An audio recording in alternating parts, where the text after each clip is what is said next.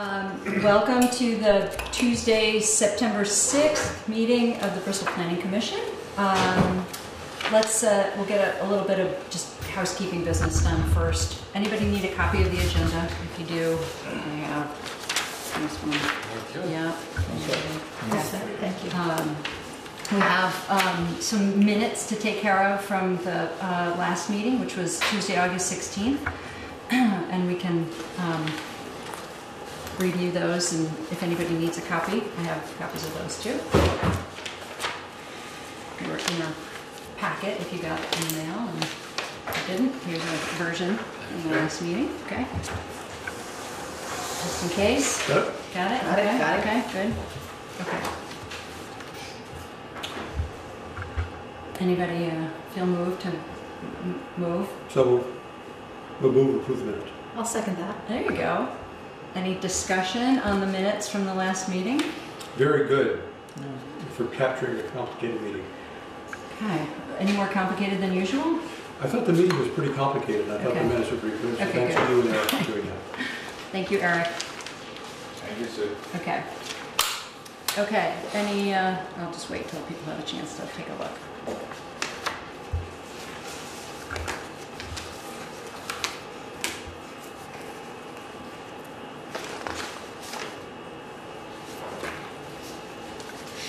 Any discussion on the minutes? Hearing none, all those in favor of the minutes as presented for August 16th, say aye. Aye. Any opposed? Okay, minutes are done. Thank you. Under administrative matters, I wondered if we could just take one look at the timeline, which we've done at each of the meetings since the winter, early spring, and see if we're on track, which we are. Always Anybody good. needs a copy. Yep. So if we're able to agree, probably Adam's going to bring a version of the document that we have been reading over the weekend with some typos and questions perhaps corrected that he worked on today. So he'll have a copy of that when he gets here. You sent him your corrections? I did. I took them to him. Thank you. Mostly typos and sort of making sure we're consistent with capitalization and a few questions and some missing uses and things like that. But a pretty close read. So I gave those to him. Eric has a version of it too with a lot of changes, and you guys do as well. So we'll want to give those to Adam. We probably won't go line by line tonight, but if we can move through that document, understanding that we'll have another finalized version very soon, within the next day or so,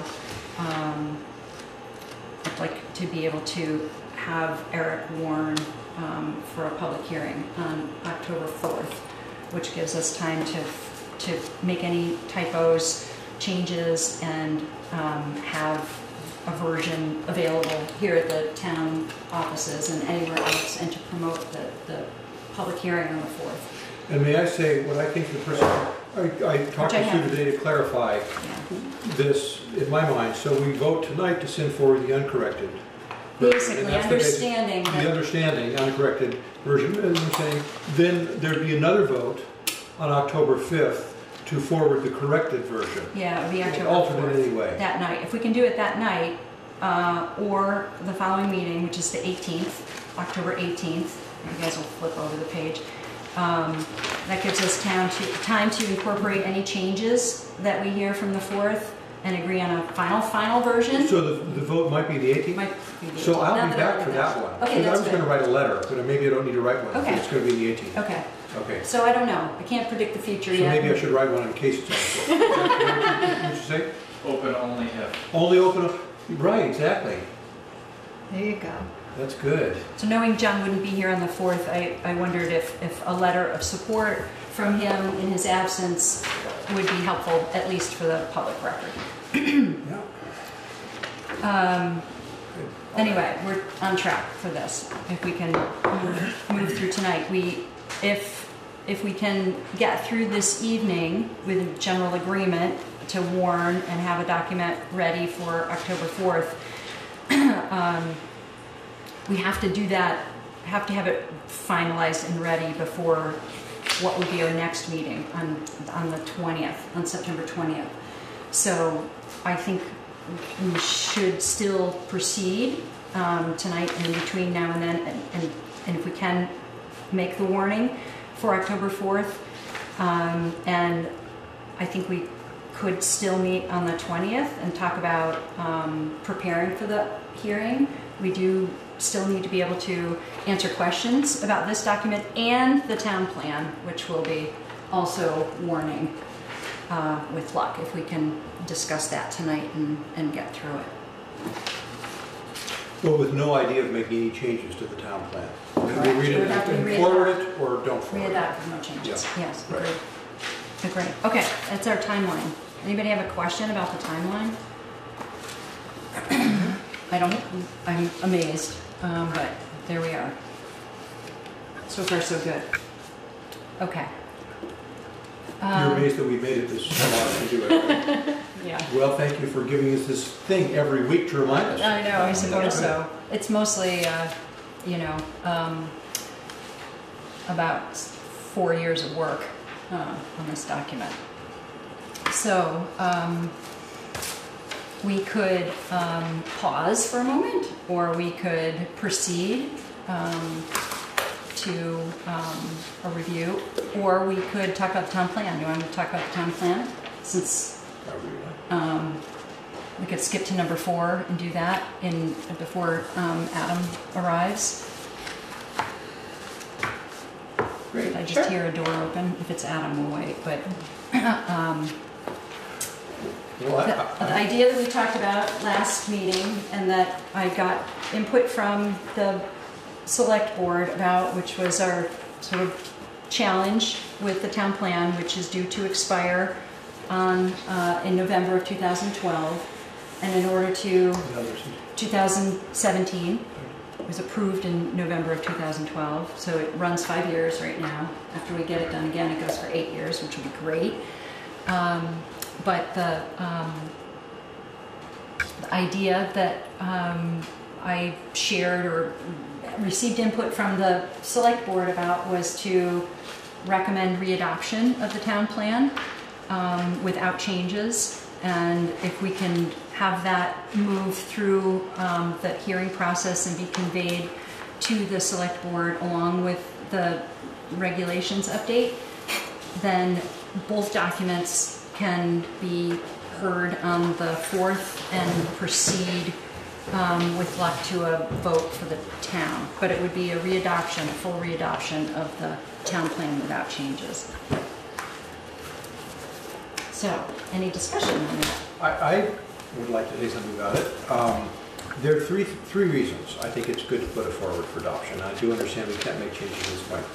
The first one is, I think it's a good town plan that reflected crucial compromise related to the definition of the village planning area, and it was a big step forward for us. I think it's the best town plan we've had, so I feel proud to propose it again. Secondly, it would be just great to have the plan and the articles in the same timetable. So the next time we do articles, you know, so we've been out of phase one time, and so it makes it a little complicated. And thirdly, though there are some things in it that are now erroneous or outdated because of what we've done to the articles, I understand that if the new town plan is adopted, we can propose amendments to it. Yes. So therefore, that's not a problem. So for all those reasons, I would love to see us forward it. And I especially like the fact that we can't change it any now and do this, so it's relatively easy to do, and it buys us time, and it's a good plan. We're not sacrificing. Okay. So that's how I feel. Right. Bill Brown, you weren't here at the last meeting, were you? So I don't know if you had the chance to read the minutes, but if you understand what we're talking about, I which do. is, okay, readopting the town plan. I do.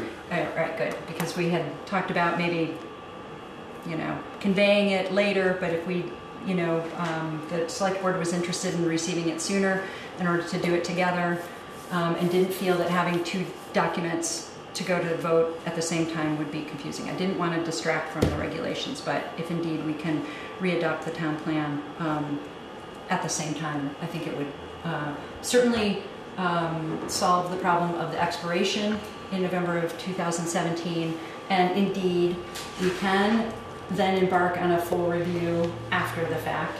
We don't have to wait 5 or 8 years. We can do it anytime. But not under the gun. Not under the gun. That's right. And we would talk about that after March, if indeed it passes again, which would be a great thing, I think. Anybody else have any thoughts on that? You like the idea? Do. Yeah, I still do. Okay, okay. What I would love to have is a motion from the group to that effect that we could then vote on. And as long as we have 5 in alignment, we should be able to convey and announce certainly for the hearing. I guess it's to sort of agree on that as the next step and have it go to the public hearing process. After the public hearing, we would vote to convey to the select board formally. Correct. Correct. Okay, thank you. Thank you for your timely entrance. Okay, so how about a motion from someone to recommend readoption of the November 2012 town plan? So, adopt. So moved? Yep. Any second? Second. Okay, good. Any discussion on the topic? Hearing none, all those in favor of readopting, recommending readoption of the 2012 town plan indicate by saying aye. Aye. Any opposed? Okay, good. Then we will at least have this as a hearing, an item on our hearing for a hearing at on October 4th. I think we have 2 different hearings. Is that correct? You do have 2 different hearings, and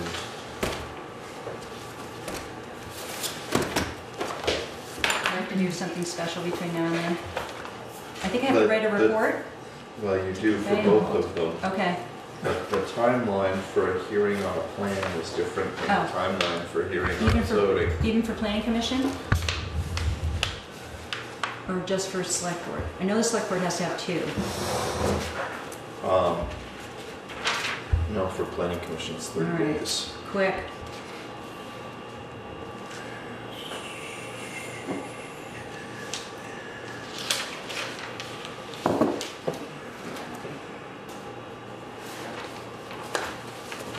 One public hearing within after public notice, at least 30 days prior to the first hearing.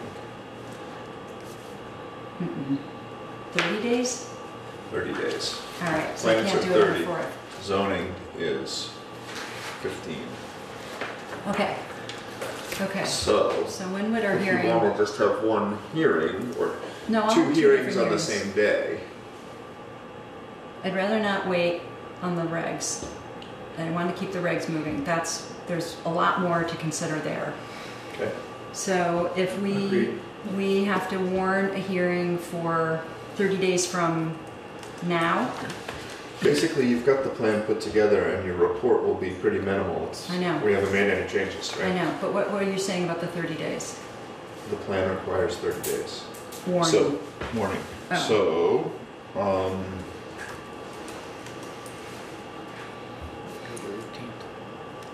the report shall address the extent which the plan is amended as Could I do it on the consistent with 18th? On October 18th? 2 weeks later? goals. Yes. Okay. Yes. Okay, Eric. All right, that's what we'll do. Okay, thank you. So you'll hold at least one. I didn't. When you were discussing this last time, I didn't think of the 30 days for Right. the plan as opposed to Alright. the 15 days for Alright. the zoning. So the hearing in the articles is the 4th, the hearing in the plan is the 18th? Yes, Okay. I'll update our timeline. So you just have that around here. We'll have it here during our regularly scheduled meeting time, okay? Unless you think we should do it upstairs. There's no changes, so. I know, okay. Okay, thank you for that clarification. Whew. Okay. So many moving pieces. Whoa, okay. Okay, thank you. Good, can we move on? Yes. Yes, okay, Adam is here.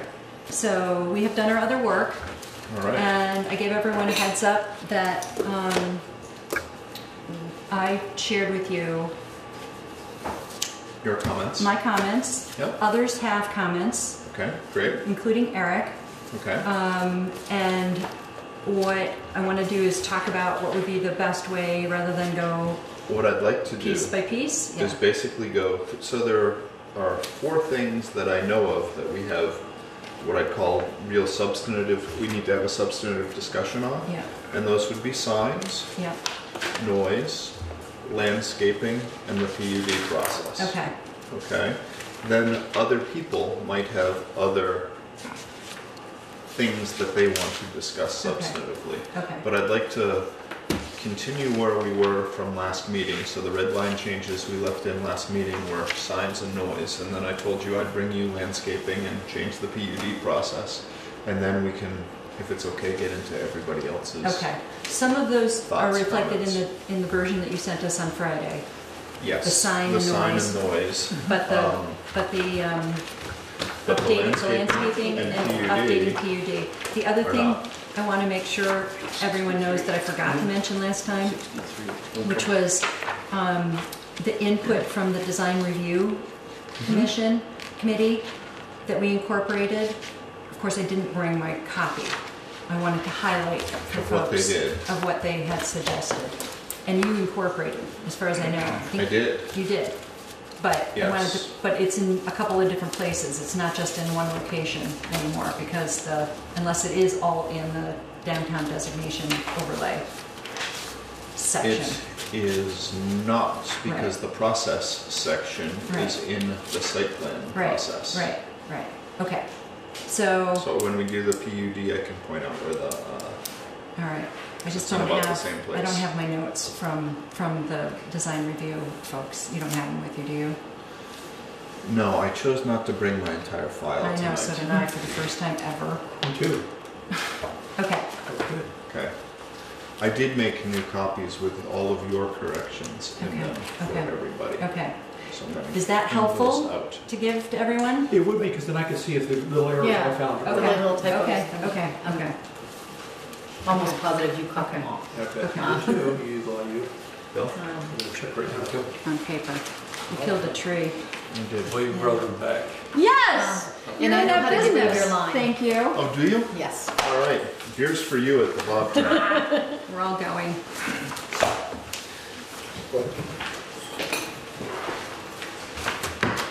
I opened it up in Google Docs, solved the mystery. Bet. Alright. Well, that will allow me to put a table of contents in, so. God, this was very fun. Better stuff. So we'll do a better cover page too, but for right now, I just wanted to throw something together on there, say that, let's see, we have one. Let's see, so I want to take you to page, I'm gonna do signs and noise first. So that is in your, Article 7, page 60. Let's do signs first. Let's do temporary 61. signs. Page 61. So, as you all may recall, at our last meeting we talked about the Supreme Court's recent decision on political signs and how we could not distinguish between or regulate content.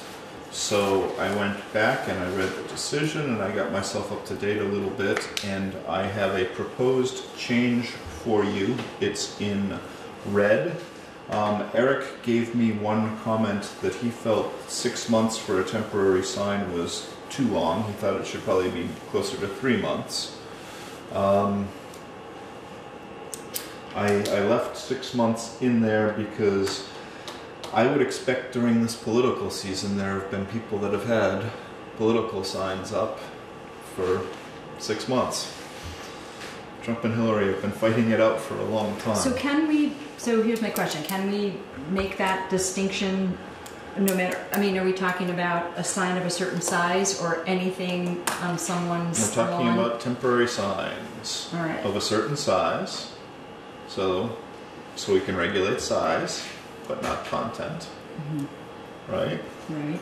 On premise, off premise, we can make a distinction of, but otherwise, And basically what I said was if it's on display for more than 6 months, it's a permanent sign and they can come get a Permit. permit for it. And hopefully that would, I did put language that said residents are encouraged to limit the duration of their sign to a reasonable period associated with the action, event, or topic to which it corresponds.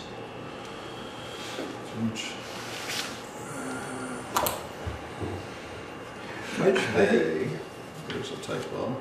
I think this is good, and I can see Eric's point about 3 months, but it's also true that many political signs will have been up for longer than 4 months this year.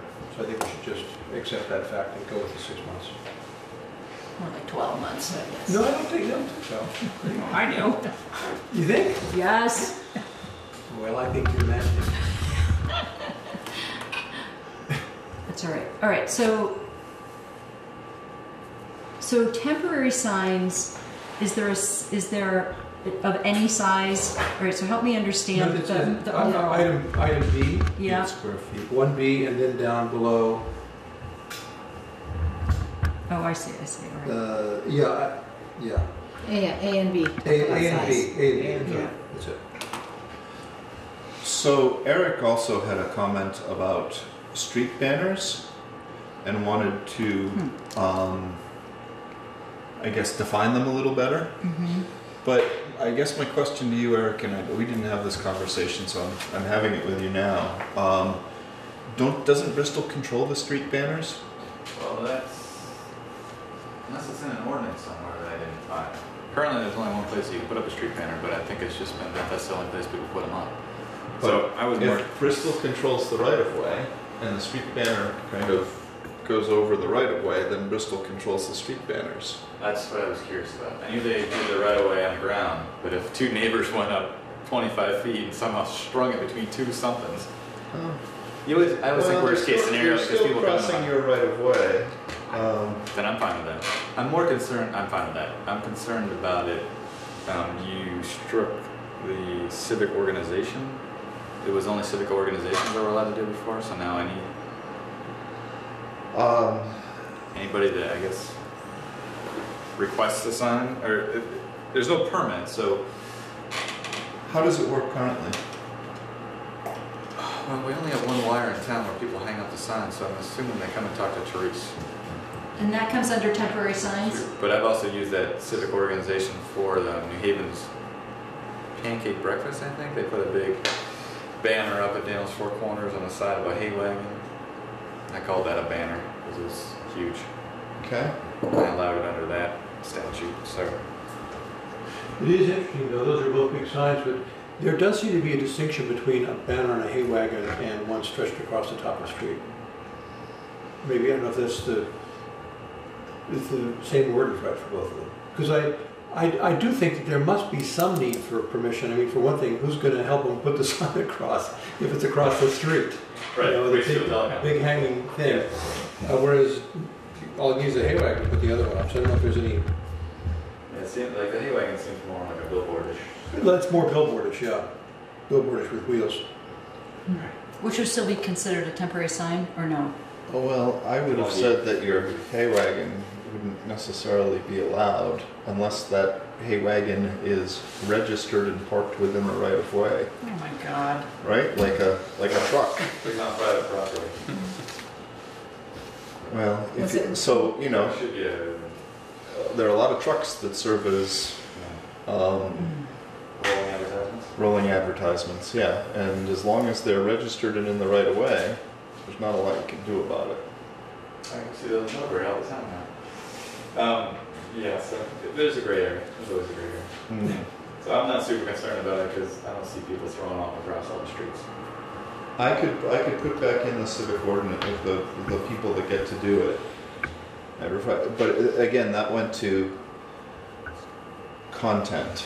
Yeah, I mean, I guess it's always So that's the why I civic struck it. organizations that do it, but if theoretically if someone wanted to put up a pro-Hillary sign across the street, I don't know. Well, that's why it's interesting to put up civic organization, because I do think a sign crossing the town street is different from a sign on your own property. And civic, do civic organizations allow for like church pancake breakfast and stuff? It's a civic I would organization, say right? yes. So I think it covers a lot of ground, but as opposed to, you know, I cut hair, you know, that kind of thing. Like a commercial. Keep the chicken barbecues and Yeah. band concerts. We're also allowed in addition to temporary signs, advertising events sponsored by civic organizations. Yeah. In the street banner section, are you talking Yeah. about? I think that's a pretty clear distinction, using that language. Yeah. I might put the clarifying language after street banners, so street banners sponsored by a certified civic organization. Does that change the meaning? No, that's basically what I just said. Temporary signs, advertising events sponsored by civic organizations.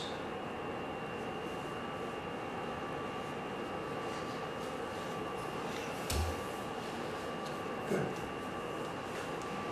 Does this get at the topic or the issue that we were trying to solve, which was the Supreme Court? Yes, because we're not regulating the content of the sign. Okay. We're not distinguishing between political signs or Okay. advertising signs. So while I said without regard to content, examples of temporary signs include. So I wanted to give people an idea what we were talking about without actually trying to regulate content. So that was how I Mm-hmm. addressed that. Yeah, I agree. This is not so much content with the revision as it is format and the fact that it's not merely an advertisement, it's an announcement of an event sponsored by some organization. I think that's not at all. For the street banners. Yes, the street Yes. banners. Sorry, I backed up there. Yep, I'm happy with that. And you're striking the construction signs because you allude to them higher up above, meaning the Right. temporary signs for construction in progress. Okay, I see. I'm just looking at the current regs. All right. How much have we changed the current regs? Only to, well, we've eliminated the political signs element in our current regs, since we I can't. tried to take out the discussion of content and Right. put it in a more generic Right. format. So it's about the time and the size, essentially, Yes, and the who, yes. or what, Well, a little bit about the who, just on the average, just on the a civic. civic organization. events, just on the street banners. But since, like, they don't need a zoning permit for it, but I bet you if Therese said, no, you're not hanging that sign across my street, or the select board said, no, you're not hanging your sign across the street, Well, they probably ask what the sign says, right? right? I'm sure they do. So I'm sure there's some type of town process to do it. Mhm. But it's not a zoning process. Is there an ordinance? That's what you were just saying. You don't know if there. Okay. Well, if there is, it covers that, right? Right, I'm and I'll just assuming. put, just without obtaining a zoning permit, so it's not in here. Okay. They can deal with their street signs in another place. It's like a permit without calling it one. It's like a tax, which is a fee. It's very similar. So I think you've written something that's consistent with the Supreme Court decision and resolves that matter for us. The result being that people can have political signs Can. Yeah. if they want. Yeah. Okay? Good. Okay. Everybody ready to move on? Yes. Thank you. Good. Okay, noise. So same page. Yeah. Very, very small change. It was a compromise that we came to at the end of last meeting, where we talked about including a sentence that said sustained nighttime noise shall not increase above 50 decibels at the property line, period. That's within HDR and VR only. So high density residential and village residential. So the first sentence appears currently in our zoning regs. No noise Correct. which is excessive, and then you have additionally. So this has been the gist of our conversation over the past several. This part, the additionally part, has been the gist of our conversation over the past several meetings. Thank you for your work, those who participated in that. Now explain to me the last part of the first sentence again.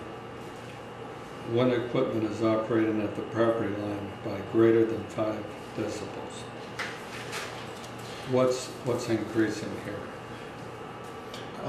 Within the village district, that is basically further defining the first sentence. So within the HDR and the village residential, density residential and village residential districts, basically, your first sentence is no noise which is excessive at the property line. I would tell you that that defines excessive at the property line. And basically, if it raises the decibel level, new equipment which raises the decibel level at the property line by greater than 5 decibels would be considered excessive within these two districts. What if the ambient decibel level is 55? So if the equipment is turned on and increases the decibel level to 60, we're okay, or they're okay? But if it went to 65, that would be a violation? When are they running it? During the daytime. During the nighttime? During the daytime. That's how I'd read that. If it was at the nighttime, then it couldn't go above 50. So they couldn't add something that took it from 55 to 60 because they were already above the ambient level. We couldn't regulate that because it was a pre-existing conforming use. So you are defining the ambient level during the nighttime as 50 decibels. That's basically what you get. That's as high. The ambient could be 75. But you're not going to be able to add another 5. You can't get the ambient at nighttime above. You can't increase the ambient at nighttime above 50. If it's already 65, you can't necessarily change it through zoning because the use has already been permitted and has been going on for some period of time. I understand that argument. Yeah, I understand that part. I'm still a little foggy about the 5 decibels. So, Okay.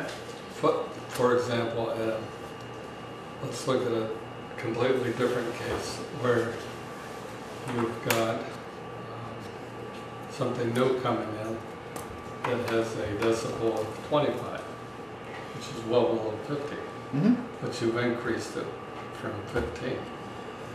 So,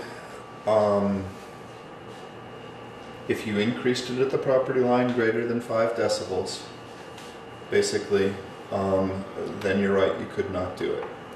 Now, the chances of anywhere within these two districts having an ambient noise level of 15 is pretty low, I think. But, I mean, you can get an app on your phone at this point that measures noise level. So if I were concerned about a neighbor developing their property and increasing my noise level, I'd go out before that neighbor moved in and I'd put my phone out every night or the times periods that I was concerned about, and I'd basically take readings for as long as I could, maybe in several different locations. The app's free. Maybe I have friends who have phones too.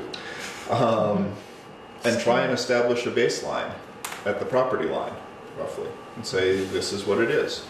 And then and by doing that, I put the burden on the applicant to show that it wasn't increasing by more than that.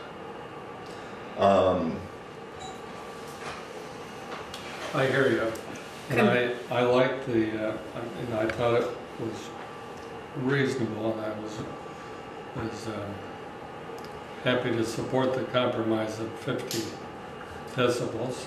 It was a compromise, but I think when I was thinking of it, I was thinking more that was the limit. That was the threshold above which you had issues.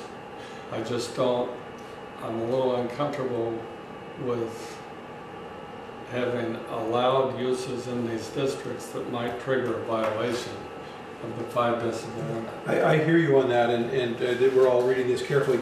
My assumption, as I read it, would be, in the first place, I think the daytime is generally noisier than nighttime. Much more car traffic, much more business going on. I would guess that during the daytime, there are frequently decibel levels higher than 50 degrees. Probably. And I wouldn't be surprised if in the high density area where so many people go up and down North Street, for instance, where we used to live, or on Main Street, that might often be the case, truck traffic and so forth. So that what would mean, if somebody put in a mill of some kind, that took the normal ambient decibel level in the daytime, which is I think going to be much higher than night throughout the village. That's been my personal experience, and put it over 5 degrees, that might be taking it considerably over 50 degrees. 50 decibels, excuse me. Whereas at night, when it's generally much quieter, if there is a sustained noise, which by itself, in effect, raises it above 50, that's the distinction I see. So I don't think, as I read this bill, the first part of it, through the words 5 decibels, does not limit the acceptable decibel level in the daytime to 50 decibels. Is what I said clear? Does that make sense to you? Whether you agree with it or not? It does, but my point was slightly different. Okay. I'm talking about the increment. Oh no, yeah, I am too. And the increment applies regardless of the time of day. Right, but what so I guess I was mishearing you. I was thinking you said if it's already above 60, say, then they're not going to be able to raise it 5 anyway, because that's already above 50. And I don't think that's the case. I think it could go from 60 to 65 without, or to 64 and a half without triggering it. That's how I'm reading it. But maybe you're addressing a different issue. Well, it's connected. You're connecting my point with Bill Brown's, and I think that's another example that I'd want to think about some more. But I'm saying any use, I'd want to be sure that there weren't any uses that we've said are allowable in that district that wouldn't have an incremental decibel of 5 or more. I haven't thought about that question. I could say something like less than 35 decibels or 40 decibels at the property line, or an additional 5, and 5 is relatively arbitrary. What I wanted to do was try and maintain the existing background noise levels within the village. So that's what I was shooting for as when I chose that standard. But I can't honestly tell you that there's a lot of scientific evidence to back up that standard. Right. For example, if we had more high-density residential in the village, and I recognize high-density in Bristol Village is a lot different than high-density in Burlington, and Burlington is a lot different than New York City, but it's possible to imagine that there might be air conditioning that would serve multiple units, that might have a compressor that the incremental effect of which was more than 5 decibels. But that's just an example. The research that I've done, looking at, I guess now to like a half a dozen towns, they actually stipulate what the noise level can be. For example, from 7 a.m. to 7 p.m., the noise level cannot exceed on a continuous basis over 75 decibels. And then they will say from 7 p.m. to 7 a.m., noise level, and this was Situate, Mass, which I sent to you, cannot exceed 45 decibels, okay? Period, end of story, okay? Now, the problem, of course, is enforcement, okay? So you get somebody, if it's 45 decibels, and somebody turns on their air conditioner, and now it's 55 decibels, that would be a really lousy air conditioner, by the way. If we went to 55 decibels, okay, then in that specific instance, you have a target. You know that that person is violating the statute, the regulation. But what if you have road traffic? What if you have a bar? What if you have some singing? How do you regulate that? And it's continuous. The thing is continuous here. And in terms of regulation and enforcement, Cindy, you raised the question of bar.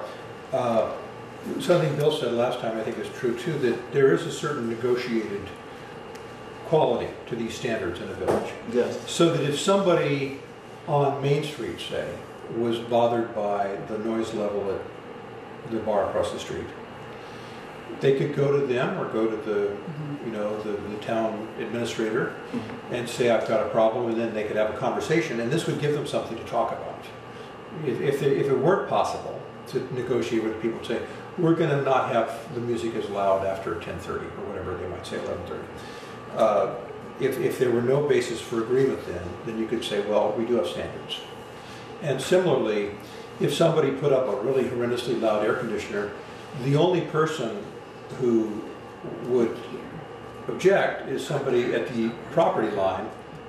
It wouldn't be the whole high-density residential. No, it'd be very- And that person could say, I'm bothered by that, and go to the neighbor or go to the town administrator and say, there's a problem, they could talk about it. But then if there were no agreement, you'd have a standard to say, well, this is a problem. And so I like the sense that a lot of these things will continue to be worked out through neighbors, but this gives a kind of baseline, which in a way allows the conversation to happen. I see that point. Yeah, And so I appreciate that. yeah, point. yeah. But the Situate example is an interesting one, for much more specific than we're proposing to do. Well, those are all good points. But in looking at the district here, it's largely almost entirely residential right now. And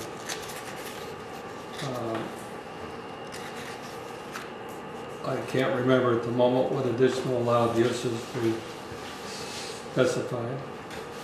In village residential, Yep, but the or practical high density? effect of this will be to preclude any one of them that will have any kind of incremental effect on the noise whatsoever.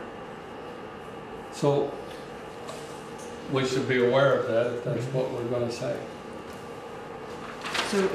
So permitted uses in high density, single family dwelling, two family dwelling, dwelling accessory, home occupation, group home, family child care home, accessory use or building, educational facility, place of worship, community center, club, B&B, inn, guest facility, nature preserve.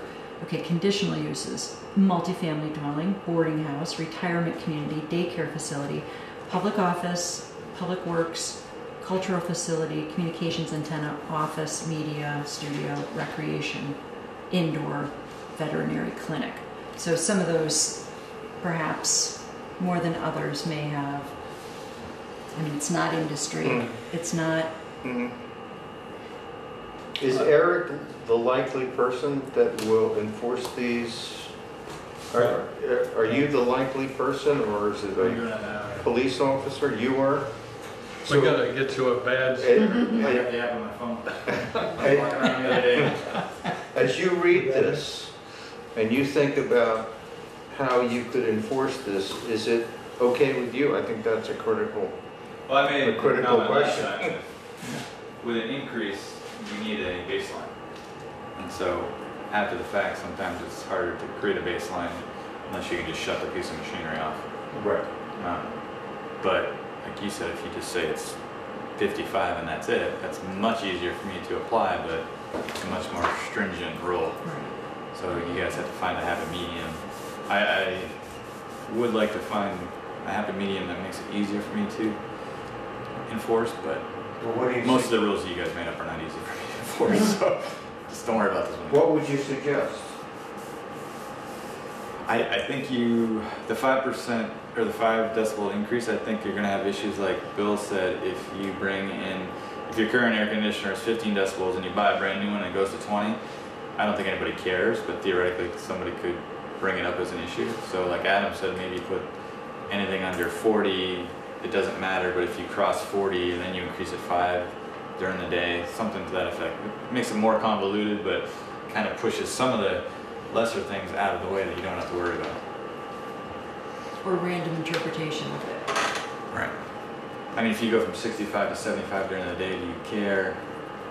That's up to you guys. Is it? Probably. So if you were walking around Bristol with your app the other day, I was at Bristol Works and it was bouncing between 30 and 55 because the wind was blowing. Because That's I was actually, interesting. somebody made a complaint that periodically something turned on and it was very loud.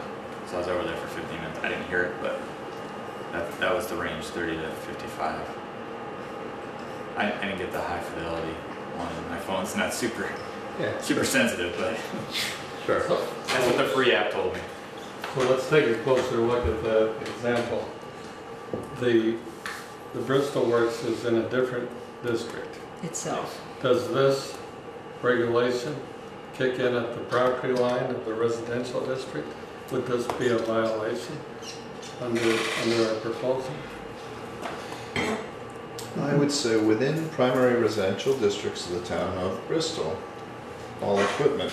So I would say all equipment within primary residential districts. So I would not say, I would say the equipment needs to be there, Not the noise. not the noise. The property line would be in a different. Right, meaning somebody who lives adjacent to, say, Bristol Works. They might be in a residential district, but the Right, equipment's which not. a lot of people are, all the way Which a lot of around it. people It's are. completely surrounded. Okay. Yeah, but Bristol Works, it's in their conditional use permit, so that's why we were. Oh, that's right. Okay. All right. Well, that's. Sue, of the uses you listed Mhm. a second ago, the uses, we were trying to think, Yes. the only one of those, and this is different In high from Port density. Phillip, Mhm. but the only use that I could imagine of the ones you listed that would significantly raise the noise level is if the veterinary clinic were a boarding area where the dogs bark all night. Oh, right. I could hear that, and I'm sure neighbors would be interested in that. On the other hand, such places often bring the dogs into crates at night. And so there would be, that's a question of management. But everything else, I can't see any noise coming from there. So it goes back to Bill's example, except for that one. And that would be legitimate to ask of that use. If people had 20 dogs barking all night, I'm sure that neighbors would want some recourse. All right, Adam. We need to circle this up. Well, I'm not sure that I can circle it up for you. Okay. we have a little bit of a philosophical difference, I agree. but I think the intent of this language is good, and I think we all tried to reach a compromise. I'll remain concerned about the 5 decibel increment, but I can. I'll vote for it. I'll support the. Is there a way to shift the 5? I mean, is that the deal breaker, or is the 50? No, I don't think it's the 50. I think everybody's agreed to the 50. I think it's the 5 that we've been discussing. But I Is it the mean- 5 decibel figure that's your concern, Bill, or the fact that we don't have an established base Well, to come from? I'm not you don't want. keen on any kind of Yes. basis. But the 5 could at some point be a problem, but I take John's point that the odds are greatly diminished looking over the list of conditional and permitted uses. The odds are low that there'd be a use of one of those properties that could trigger a significant noise issue. I think it might well trigger the 5 decibel, but we can deal with that when it happens. If it happens. The one possibility, I'm thinking about Bill's comment here, I also could live with this. I think it's fine and gives us a little more. But I'm thinking about what Bill Brown said a second ago. We could do something since, again, I haven't got the measurements, but I'm very clear that the village is noisier in the daytime. We could do something like the Situate thing and say, So, anything that increases over 75 decibels in the daytime is a problem, and any sustained noise at night that brings it to 50 is a problem. I don't know if that at least speaks to one of your worries, but maybe that's too. I like that better than what we have. I would also point out this only relates to equipment, Yeah. basically within a structure. Online equipment. Number one, all equipment used within or associated with a structure. So it's exhaust fans and transformers and other things what that it's meant come to on and speak to. create a background level. Well, you can probably enclose your fan, or you can probably buy a more high efficiency fan, or potentially a transformer.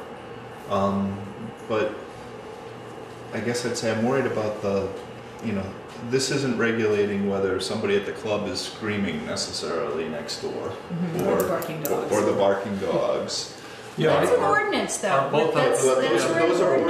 ordinances and they're not zoning. That's not this. yeah, no, I agree. Exactly. And so that's interesting too. I'm just trying to see where our point of compromise here. Your point is if you just go to a figure during the daytime, let's say 75, one piece of equipment might be contributing 25 of that. Or one piece of equipment might come in at 74 Yes. And still be really loud. and still be really loud. So that's the line I'm trying to walk.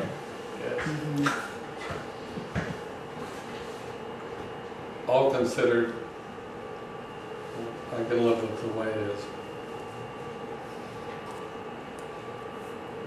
Okay. Me too. It's a good conversation. So Eric, you could live with this? I mean, you're the point guy here. Well, if somebody doesn't put a condition, it's either going to happen at the hearing or it's not, right? Because if they don't put a condition on it at the hearing, right, then there's nothing for Eric to enforce in the permit. And if it's equipment, you can turn it off. I feel better about this knowing that Eric has a badge app on his phone. That's right. Does that solve my problem? Maybe you get him a bandana and a white horse. App. Put blue light on my car. Okay, everybody ready to move on? Yes. This is? Okay, so I'm going to take you to landscaping, which is on the next page, 2 pages, 63. Actually, start on page 62. So section 760, This And is you- brand new. well, Well, we have where it existing. says section 550 landscaping, Yeah. that is your current, Okay. that's your current regulation. Okay. Okay, what I'm proposing is in red. As additional? No, To replace I it? would replace it. I would strike your existing and propose, and have what I I have proposed to in admit, I red. don't. So this replaces section 550? 550. Yeah, total Which is on replaces. page Okay. 30. Yes, So let's Got take it. a second and read this. so I would put it at section 760 And eliminate everything. and that comes eliminate before. section 550. Yes, Our existing 550. your existing 550. Could you please remind us, what would 5,000 square feet be in relation to an acre? An acre is 43,000. An eighth of an acre. Eighth of an acre. So honestly, I didn't create this out of whole cloth. This is Heinsberg's. And it's the best one I've seen that's incorporated basically the solar standards. Mhm. So if you remember in the legislation last year, they basically said that you could create screening ordinances for solar sites if those screening ordinances applied uniformly to other commercial development. So 5,000 isn't very big. I mean, you've got some 5,000, 10,000 square foot thresholds on commercial stores in town. but it was where they started, and I thought it was a decent starting point. I see what you're after. It's a good thought. I'm a little troubled by it because an eighth of an acre is small. I know how big it is living on less than a quarter of an acre. And a solar tracker, I also know how big a solar tracker is. I don't see how you could do it without putting in such screening that you would significantly affect the sun access. So you think the 5,000 square foot is too small and it ought to be a higher standard? I do, because if you have a tracker that rotates and you're getting west light, which is low in the horizon, if you're screening on the west side, I think that you've more or less made it impossible to gather sufficient. So let me think of it this way, and I'm thinking out loud a little bit. 150 kW is roughly an acre as under the current. So 15 kW, which they define kind of as the commercial threshold, would be 1/10 of that, as opposed to 1/8. So, well, then you've got a private home tracker, which is probably, I think, something like, what, 5 kilowatt? Something like that? right, but I would say that I'm just imagining a that home tracker. tracker doesn't have anything around it. Its square footage is significantly less than 5,000 square feet. Oh, I thought you meant that was the land. No. All development with new lot Coverage, so the coverage is greater than 5,000. So you're saying if I got you, so if all of the trackers are flat, the area under them would be 5,000 square feet. Is that what you mean by coverage? Or do you mean everywhere that Unless there's a fence around them, and then you'd measure it on the inside of the fence. You just do the math on the fence. Oh, so you're saying in effect something like 30 trackers. Is that right? So if one home one does 5, you said? I made that up. I know that it's between 5 and 8. Okay. 5 or 6, something like that. So if it were 6, say, that'd be 30 trackers, right? If you wanted to get to, how much did you say you wanted? You wanted 100?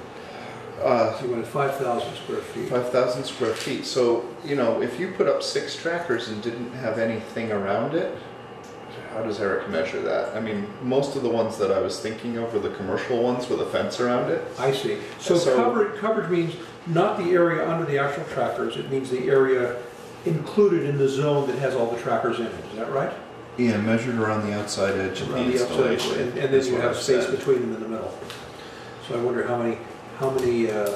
It's harder for trackers, but I haven't seen a lot of trackers with the fences around them like I see the other ones.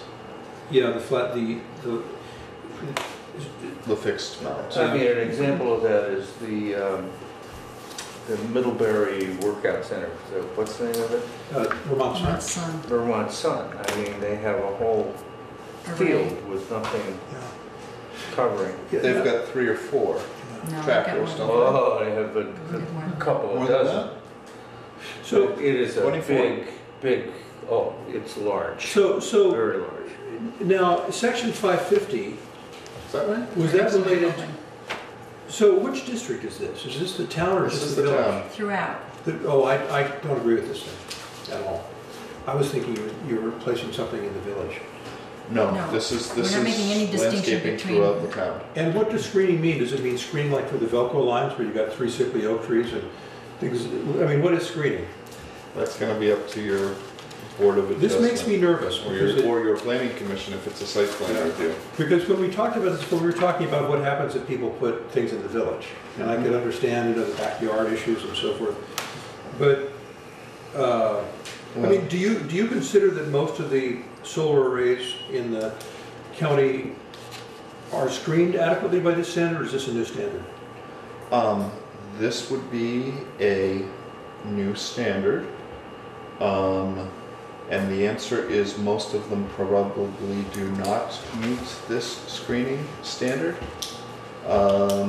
Most of them in the county probably do not.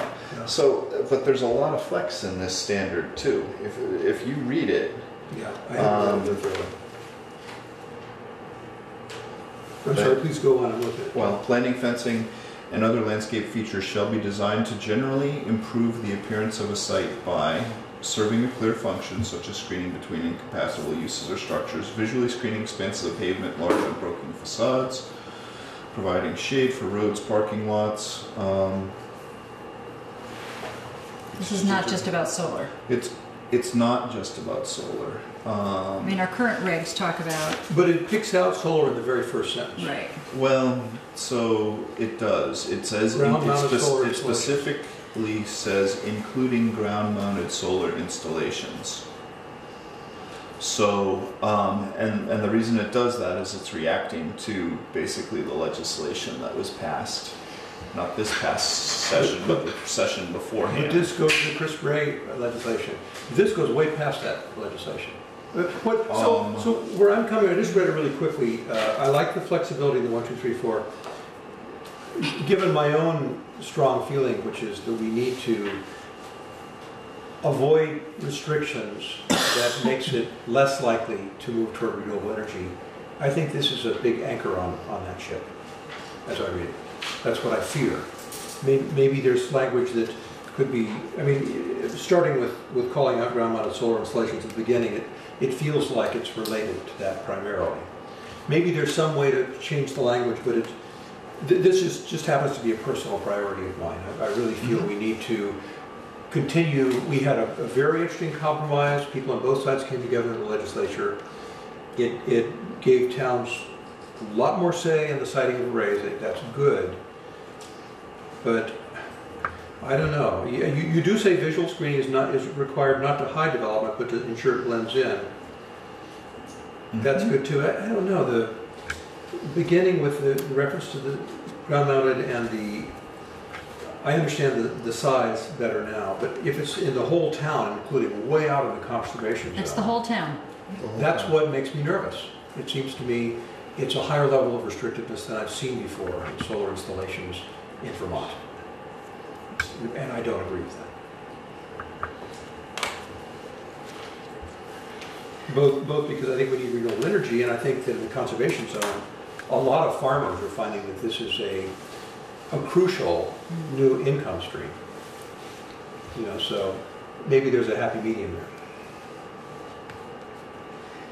What's the county, you guys have worked on this from a county planning commission point of view to make recommendations to towns within Addison County. So I've looked at a bunch of first, I didn't try and personally did not try and do a lot with just screening from the legislation 2 years ago, because I thought it was chasing a red herring, honestly. And I say that because under zoning you can regulate a lot of stuff. To say that you can regulate screening but only setbacks to something and then you can't do anything else, I thought I had advised towns that they had a much better plan of putting language in their town plan and basically participating at the Public Service Board for larger commercial applications. So I wasn't a big fan of it. The ones that I had seen, most of them I did not like. This I felt was the best one that I had seen. So the 5,000. What do you like about it? The 5,000 square foot relates, I would say, pretty rationally to a commercial installation as opposed to a residential installation. Again, if 150 kW is an acre, 15 kW, which is the low threshold of the commercial size, is about a tenth of an acre. KW, I thought you were referring to kilowatts. What's KW in this case? Yeah. Kilowatts. Yeah. Okay, so you're talking about solar arrays again. Yes. Yeah. I am. Yeah. So this calls out solar arrays, John, because it's reacting directly to the ability to regulate screening for solar arrays if you can cover everything else. So I didn't, I thought it had to be, I do agree with Heinsberg that it needs to be, it needs to call it out somewhere Well, because of that Yeah. law. What makes me uncomfortable, we've never had this conversation before. Mhm. This is a big addition. Mhm. And now I see what you're saying, 5,000 square feet is actually not many solar arrays.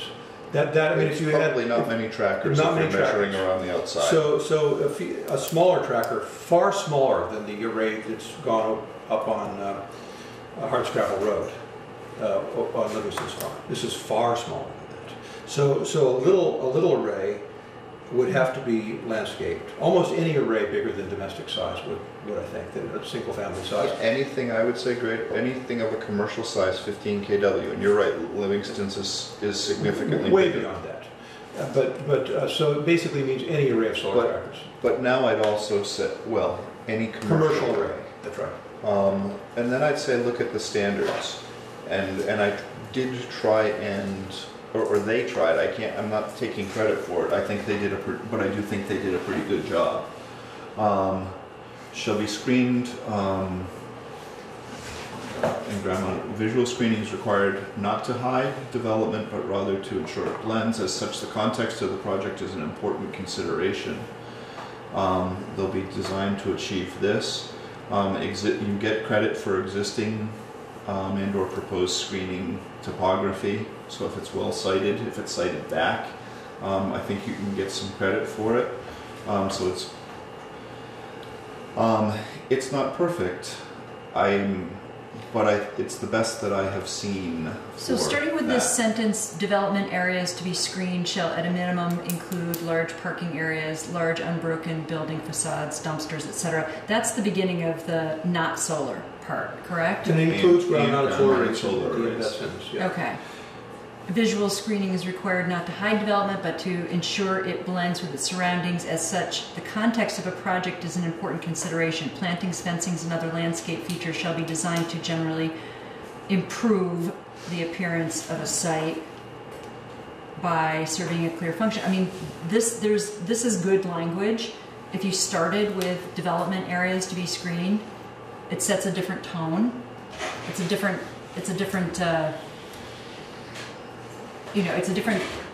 out of the gate approach. I mean, it's more like what we currently have, which is, to talk about the need for landscaping as buffers, right? I agree. I had just crossed out the same opening sentences and started at development areas. I think that's better. And I like the language below. It does leave some discretion. It's again thinking about the one large solar array in Bristol that I referred to, which is in the middle of a farm on a secondary road. I think that one could say that's appropriate. It's like farm buildings. It's a way the farmer's making money. It's in the middle of a field. It's not right next to the road. So again, I want to think about it a little bit more in comparison with what we had. But again, we have never talked about this in this group. We talked about the possibility of screening if somebody's putting trackers right behind somebody else's house in the middle of the village. But this is different. This is the whole town.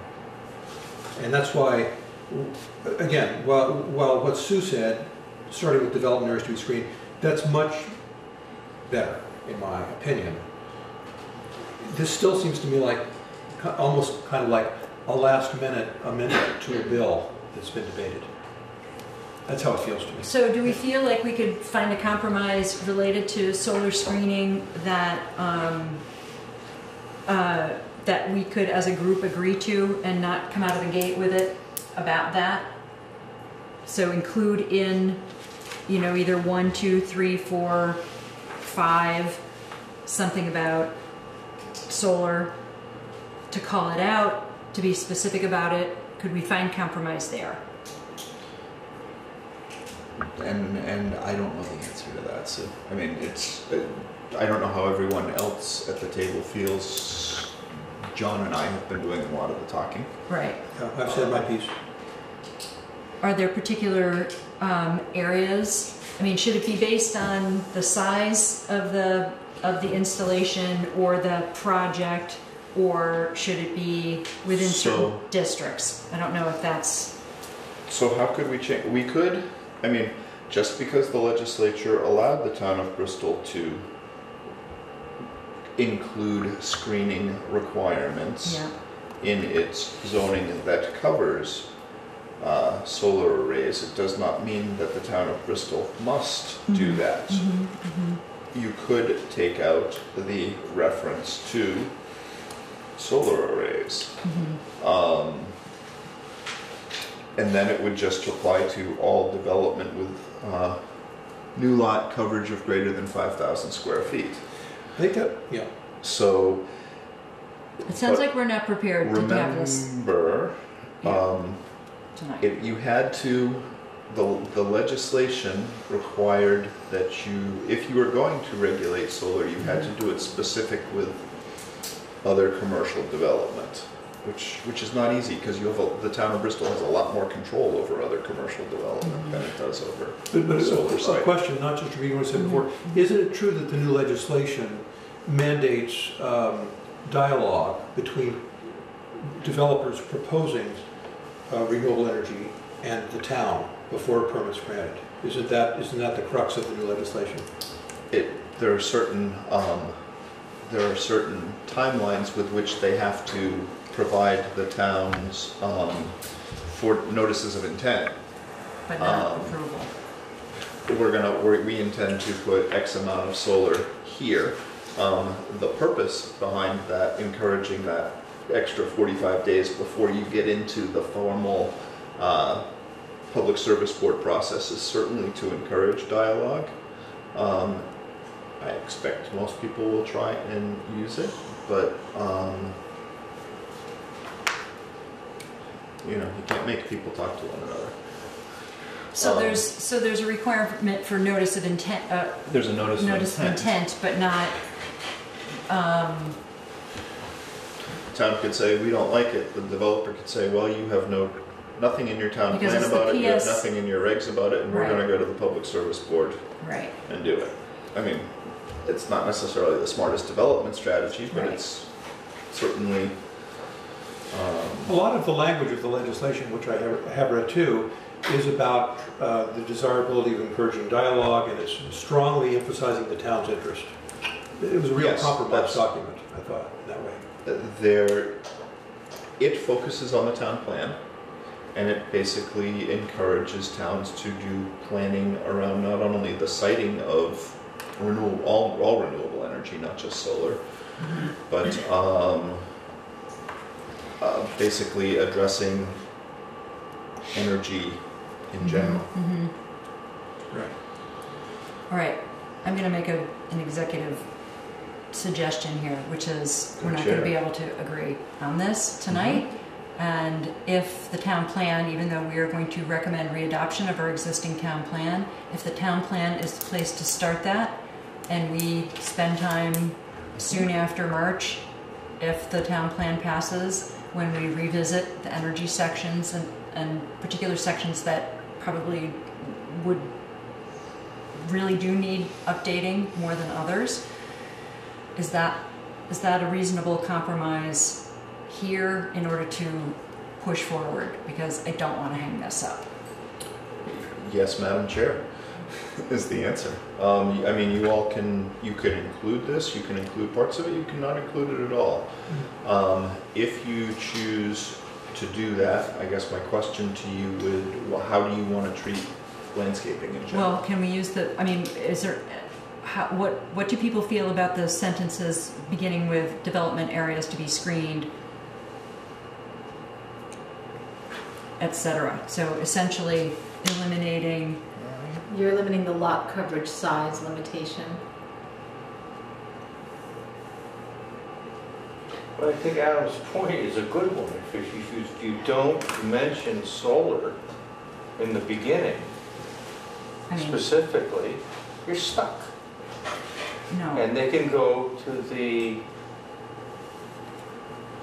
who do they go to then? Well, you could, they go to the public service. For the public service, and So if it's okay, so hold on. So if it's a sentence that begins all development of new lot coverage of greater than 5,000 square feet, and you take out including ground mounted solar installations with an overall footprint measured around the outside shall provide landscaping. Such projects shall, I mean, how does that differ from what we currently have? It's the 5,000 square foot threshold. It's the 5,000 square foot threshold, and it's the language there is relatively vague and focuses on what the landscaping's supposed to accomplish. Mhm. So it gives either you, the planning commission, or the zoning board of adjustment a fair Something to amount reference. of discretion Yeah. in how much landscaping you want to put around a parking lot or Mhm. a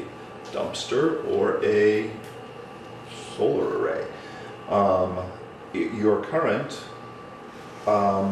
landscaping basically is only between residential districts, Mm-hmm. or excuse me, a commercial use in a residential district. It's a strip of land at least 25 feet in width shall be maintained as a landscaped area in the front, side, and rear yards. So honestly, is your lawn a landscaped area? It basically means you need to have some grass for 25 feet around it. You've got to screen trash. That's in our current. That's your current. A minimum of trees, shrubs, protected ground cover. one tree at least 10 feet shall be planted no nearer than 5 feet to any lot line for each 300 square feet of required landscaped area and shall be located to minimize potential shading of south-facing adjoining residents. One shrub shall be planted for 200 square feet. I mean, I don't know if it's enforceable or if anybody has called upon. I mean, I don't know if it's been used. This room is probably less than 200. Well, let's see. I'm going to say 15 by, let's say it's 15 by 15. That's, yeah, 15 by 20. Okay, 20 by 20 is 400 square feet. So if we say 20 by 20 is 400 square feet, basically you would have 2 shrubs All right. and a tree. Okay. So what are we trying in to this accomplish? space. So the existing regs are meant to offer guidelines. Say someone's having a conditional permit, or we don't have current site, like a PUD or something like that, which we could. If someone is putting in let's say they're putting in a commercial building, Right. right? It allows. The zoning board of adjustment Mhm. could say, okay, yes, we're going to permit it, but we would like some landscaping. Based on You've what we got currently have. 5,000 square feet, we need, let's see, so if there's 5 shrubs for every or 1 shrub for every 200, that's 5 for every 1,000. You need 25 shrubs and you need maybe 20 trees. It seems to me this is something that we should take the time to carefully consider. I know you're trying to be helpful, Adam, and get us in conformance with the new law, but I think we also need to carefully think about how this affects our existing businesses and their potential growth and new businesses.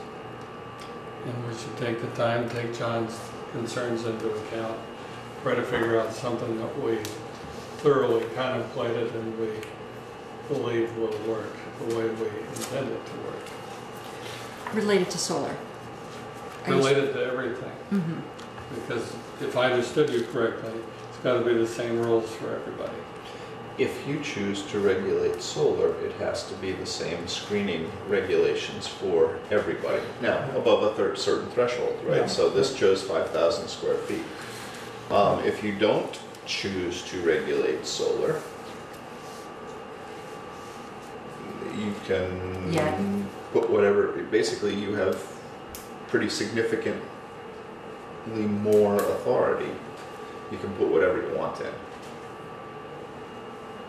Adam, is the balance of this, sorry, Gary, Go ahead. is the balance of this text starting with development areas, if we don't have a square foot threshold and we don't call out solar, is it a more thoughtful, perhaps, approach to landscaping standards that the ZBA or the planning commission would use if indeed we're able to Sure, have site plan? the landscaping has to do something. We can't just have, Right. all right, we put in 20 shrubs, we're done. Right.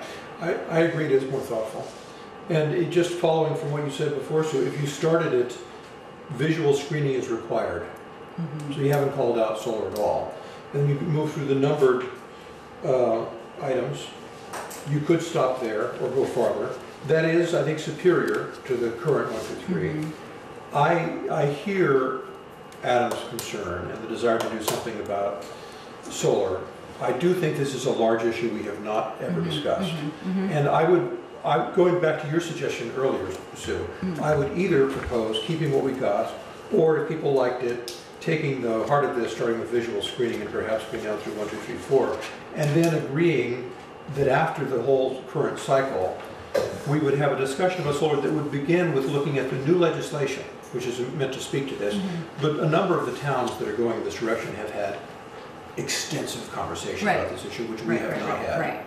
I was suggesting that we start this language, if we can agree to this, with the recommendation that Adam has with the word development areas to be screened shall at minimum include large parking areas, large unbroken building facades, dumpsters, and not ground-mounted solar arrays. Do you agree with that, or should we just start with Did you say visual? not ground-mounted solar? Not ground-mounted solar arrays. But why list the other thing? I don't know. You'd put "and" before dumpsters, and you'd cross off any reference to Correct. ground-mounted solar. Correct. And so start there as the starting sentence, and then go to visual screening is required to hide development, is not to hide development, Crucial word. but rather ensure it blends with the surroundings. As such, the context of a project is important consideration. Plantings, fencings, other landscape shall be designed generally improving the appearance of a site by serving a clear function, defining street edges. I mean, this seems, there's no minimum, there's no minimum square footage, which I think is not an effective, what we currently have. I don't know how effective that is. But aren't we giving up our ability to have any impact on a solar? Yes, we are right now, because we're not going to deal with that in the next hour. Period. Or we don't proceed, as we still have a lot to do. This is a pretty big conversation, I think.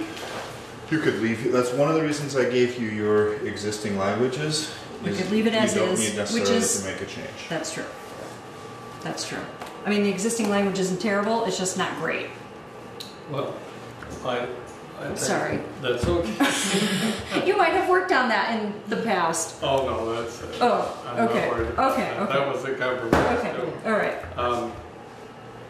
What I am concerned about, though, is unintended consequences for, say, existing commercial buildings now that don't meet that criteria of a screened parking lot or front facade. And then having somebody want to expand their business and having someone object, perhaps legally, to violating that criteria. I just think we got to think it through, so I think we should stick with what we got until we figure it out. I do too.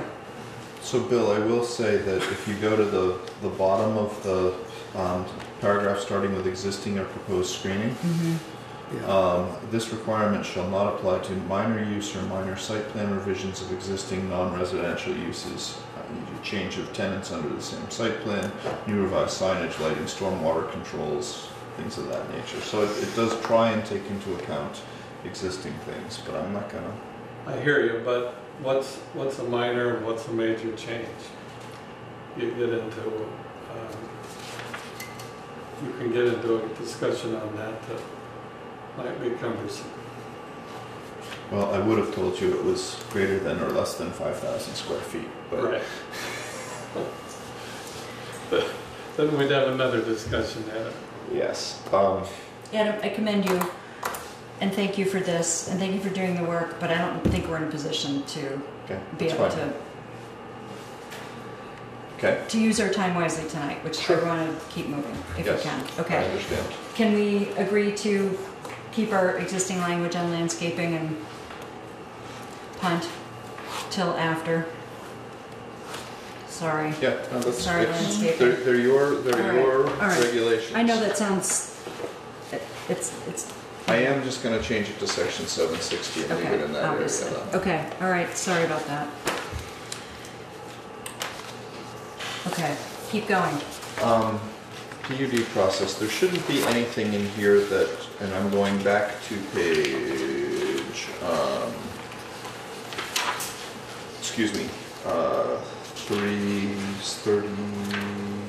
40, What, 40, page 40? page 40. So basically what I'm saying is the process for your planned unit development review is gonna be very similar to Yes. the process for your site plan review. Yes. So what I did was just basically your planned unit development section contains some criteria. So basically what I said was, one, in 391, the planning commission's gonna do the planned unit development review. In 392, and for planned unit development, the application material in section 608 of these regulations. So 608 is your section that deals with planned unit developments. So in addition to the site plan criteria, you're going to have to look at the criteria in section 608 itself. Notice stays the same. Review criteria will be what's in section 608. All right, 609. 609? Yeah, All right. on page 54. All right, we can make reference to that. Page 64? Page, sorry, 54. It's section 609, planned unit developments. Yep.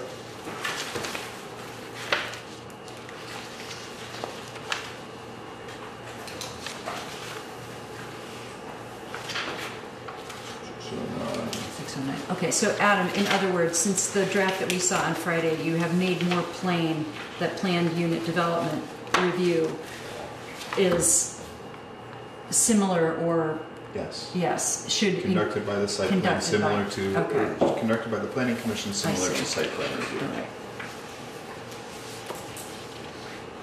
Which is how you do it anyway, this just spells it out. Right, right, okay. So that was an addition from Friday, Yes, right, and an important one. hopefully it just, For clarification. it will clarify Okay. things for you. Okay. So anyone working on a planned unit development knows to look here and then to 609, it makes reference. Correct. Okay, Okay, that's the only change, right? Yes. Okay, so those are the only substantive changes that I had for you tonight. So the floor would be open to anybody wanting to make, and I'd say let's focus on the substantive changes. So give me typos and I will put those in, but we don't really need to I discuss them. found a couple that have already been corrected. Yeah, I have too. So but if there's a section, if there are, zones that you don't like, if I had one question. primitive. So, let's see. I did add a definition of primitive camps, and I spelled primitive wrong. But only in the all caps, which, Primitive, and basically I took that from your the only place where Right. we mentioned primitive camps Right. is in Bristol. your Bristol Pond district, and I just copied the language directly from there. And that's basically the A&R DEC's definition of what constitutes a primitive camp. Whoa, whoa, whoa, whoa.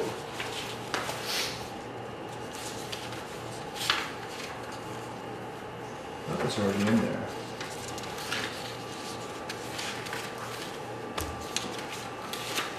are you giving dupes?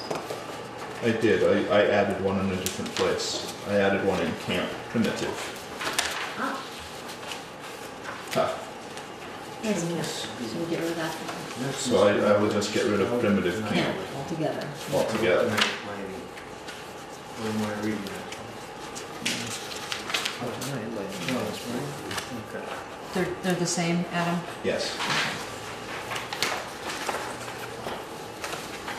Page 21, 2C. Pedestrian scale and brightness of night lighting,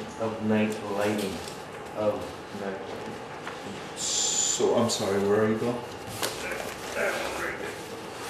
21C. Oh, right, page 21.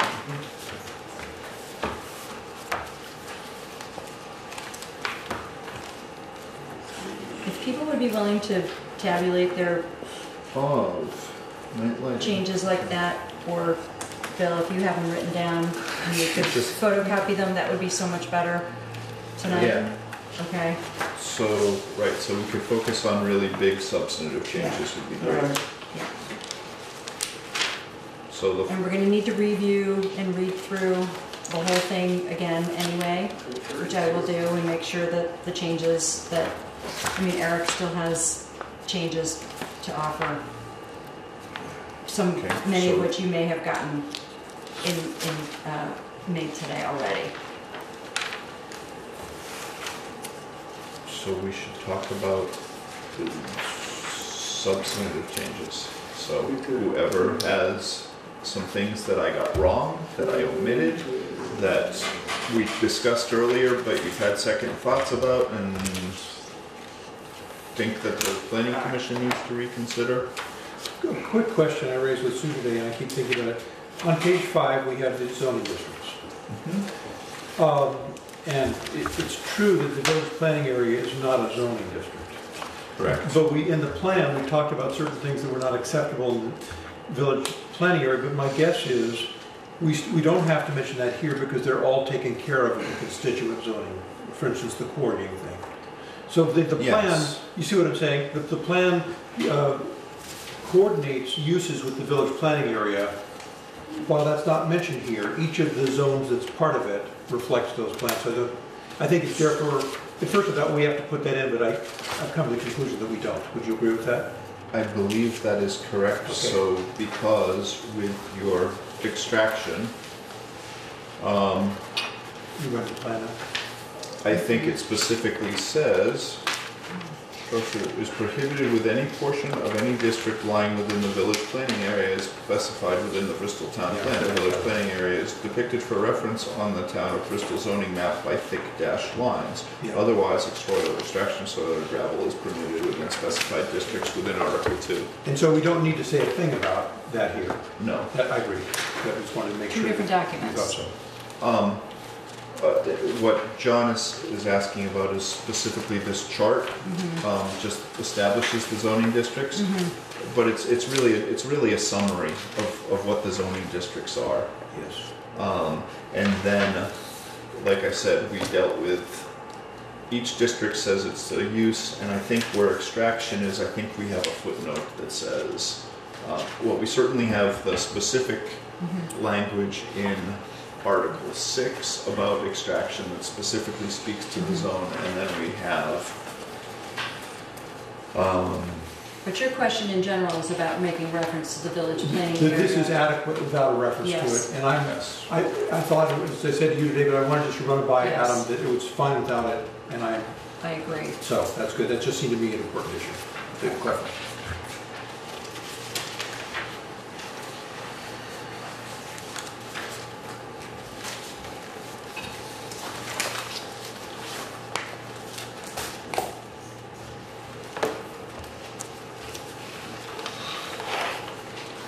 oh, the select board brought up an issue about height that Eric gave us today. So generally, with the exception of some certain commercial structures, we have generally limited the height of most buildings to 35 feet.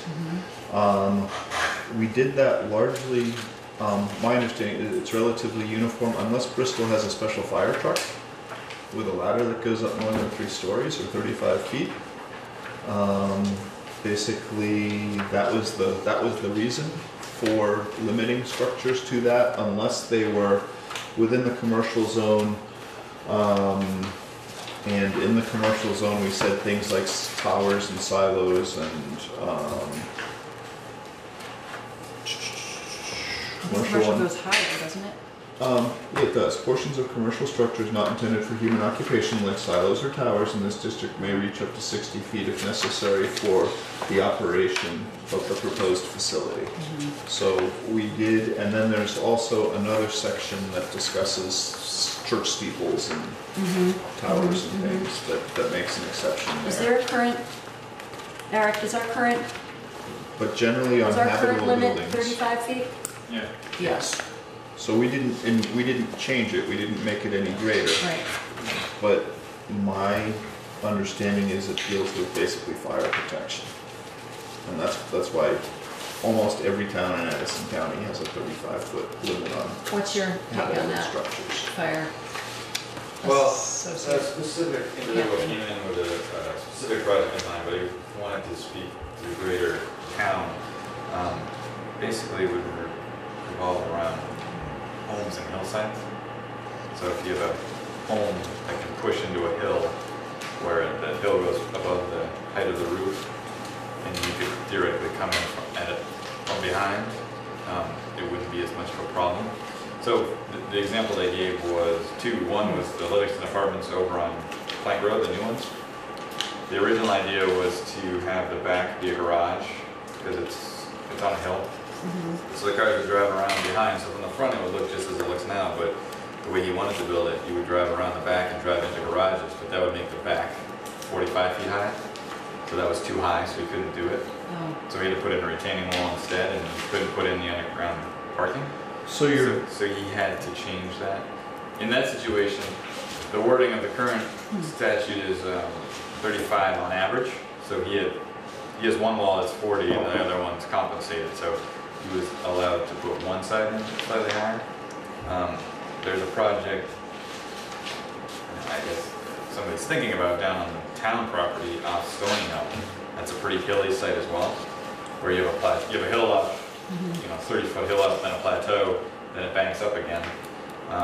If you could put houses into the ledges where you'd have the driving garage underneath and then 2 stories above it, so the houses would be 40 feet high, but you could walk up around the back on the lawn and walk in the main floor. So a 35. So it'd be higher in the front in that case. And that would be higher in the front, but the idea would be that in that very specific situation, the houses were so high above the road anyway, nobody can really see them. They're set back against a hill, so they're not disrupting any view shed of anybody else. There would be access from the back for fire, not for trucks, but for fire. Is it possible to? This so is your crazy. current regs say vertical distances measured from the average elevation of the proposed or actual finished grade of the building to the highest point of the roof is basically what it currently says. Yeah. Does that make sense? Yeah, so in a case where you've got a hill, you take the average. So if it's 10 feet, basically you subtract 5 feet. Does that make sense? So there is some flexibility there for topography. And let's see. Their suggestion was possibly having anything above 35 feet just be a conditional use. So if you wanted to build something over 35 feet, you'd go to the ZBA and they would have to have a letter from the fire chief stating that it's not a fire issue, which is the ZBA made the builder of that property provide a letter from the chief. Unless it's a project that comes to the planning commission. Right, either appropriate municipal body. All right. So if it's a conditional use, it would go to the ZBA. Yeah. Right, you're saying if it's like a PRD. Right, yeah, if it's a PUD. With a 30, if they wanted a 35-foot high building inside, you guys would have to approve it. Or if, in theory, if somebody wanted a 40-foot barn out in the RA5, they would come to me, I would say, no, you'd have to go to So somebody else. I Another think on the barn, as an ag structure, No. Right. Yeah. Not a good example. it would be exempt, but also if you look at section 410, We call that out. height of certain structures, Farm structures including silo are exempt. Church steeples, bell towers, water towers, industrial commercial zone, utility structures, telecommunications, and just some accessories. So it doesn't work for the Residential. necessarily for the residential, but it tries to capture most other things, at least within certain districts. I had a question regarding our, on page 10, on the recreation. Gary, let me just finish up on the 35 for a second. Okay. So, does it,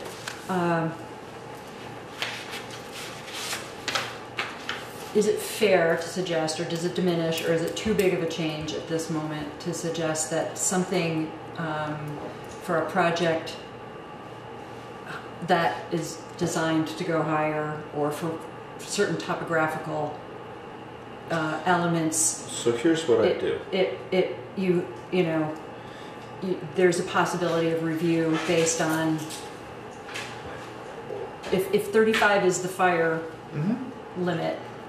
I don't think we were trying to prevent skyscrapers in Bristol. Okay, so if 35 is the reason, if it's the fire, if it's habitability, and safety is the reason, what's a reasonable suggestion for text that allows for an exception, I guess, or review by another layer of professionalism in that case? And could we incorporate that easily or not? I don't know the exact answer to that tonight. Remember, you still got a public hearing. You can make the planning commission can make changes after the public hearing, and pass it to the select board with those. You don't have to hold a second public hearing. Right, They need to hold the hearing. All right. That wouldn't be a substantive change. I mean, if we added a sentence that talked about that, would it be? Yeah, well, you wouldn't have to hold another hearing. That's something you could do. Okay. So if I can't make a good suggestion for you tonight, you haven't made it any lower than it previously was, and you've added a number of exceptions, making it higher for certain commercial structures already. So you've already addressed some of the select board's concerns, maybe not all of them. If you wanted to ask someone with a good connection to your fire department, hello, what the fire department would be comfortable servicing, and I guess in your regs you distinguished between habitable area versus things that you don't normally have people up in, like towers or church steeples or things like that nature. Then we could change it to whatever you're, one, aesthetically comfortable with, and two, habitability comfortable with. Right. But I can't give you that answer tonight. All right. Okay. Eric's suggestion of a conditional use above 35 up to something is not a bad idea. It's one way. It's one relatively administratively easy way to deal with it. I agree. With the examples of the spires and the towers, they're not basic residences being covered by That's that. not what we're talking about. Well, it is though, isn't it? No, we're talking about, those are exempt already. yeah, we're talking about interest in building higher than 35 feet, essentially. On a particular kind of site that the fire department might be able to service safely. You might be able to link it to the floor height of the highest habitable floor, Right. or ceiling. The floor height of the highest habitable floor can be no more than, and then you can have some decoration above that. Right. But I'm not sure. Right. I don't know what that number is. I know that number to be 35 in most places. Yeah. But maybe the fire department can educate me. Okay. All right. We need to know a little bit more about that, and maybe it will come up. Okay. I mean, the select board's going to get this. I'd rather have input before they make the change. you know, so that it blends with the rest of the document, and we're able to consider it overall. Gary had a question.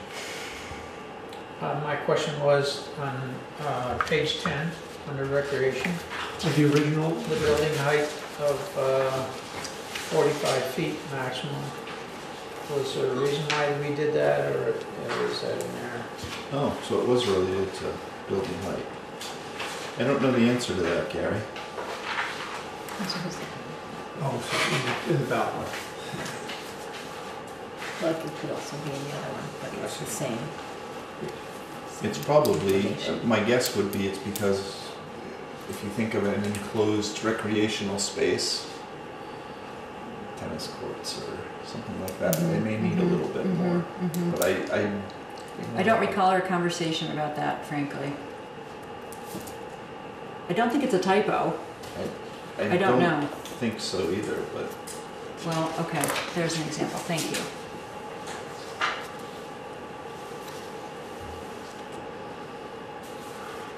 others.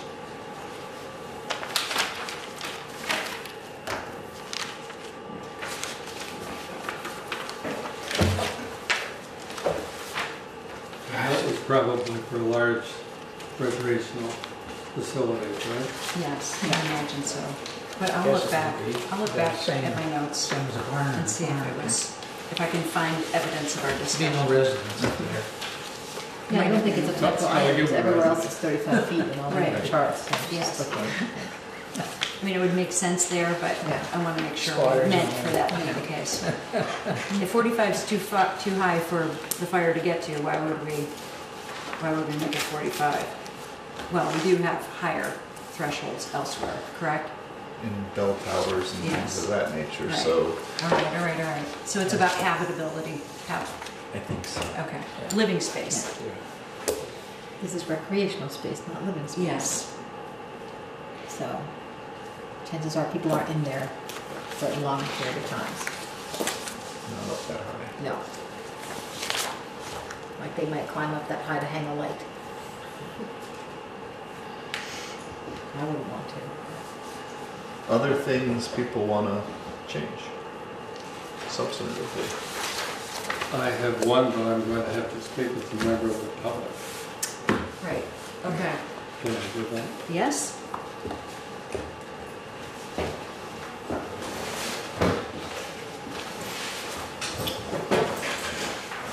Kind of feel like you, John. That's right, I went over there. We miss you. I just,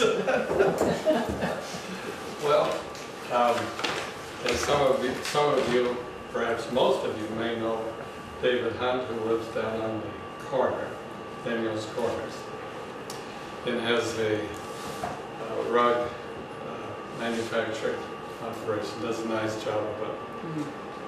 Well, he rents that place from me.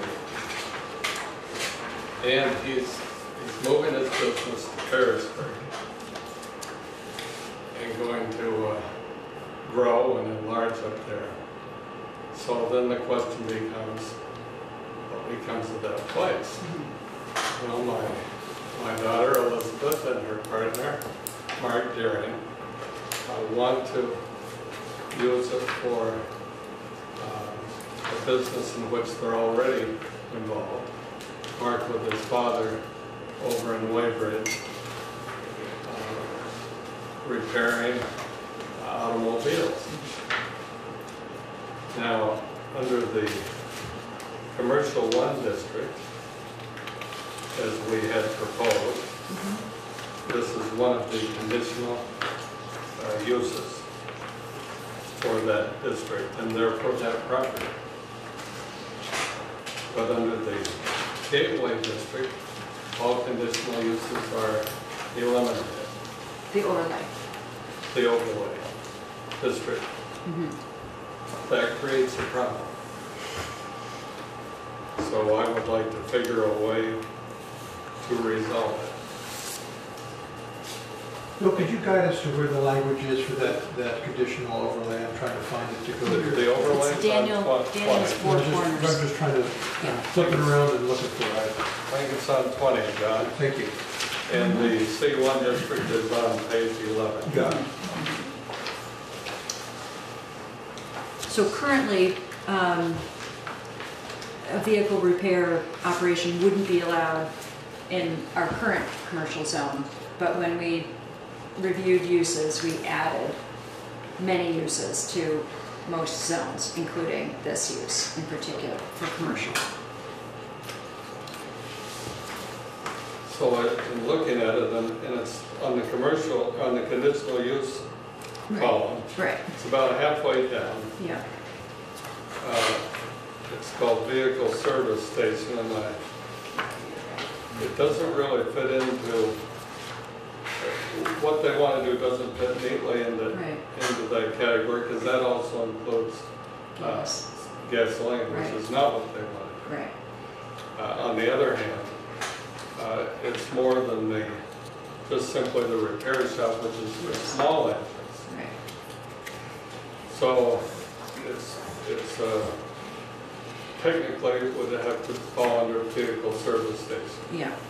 It was interesting, I noticed that there used to be 3 different definitions. So there was auto vehicle repair, and then service station, and then another one, sales. And so we were even, between those 3 would have been repair versus service station.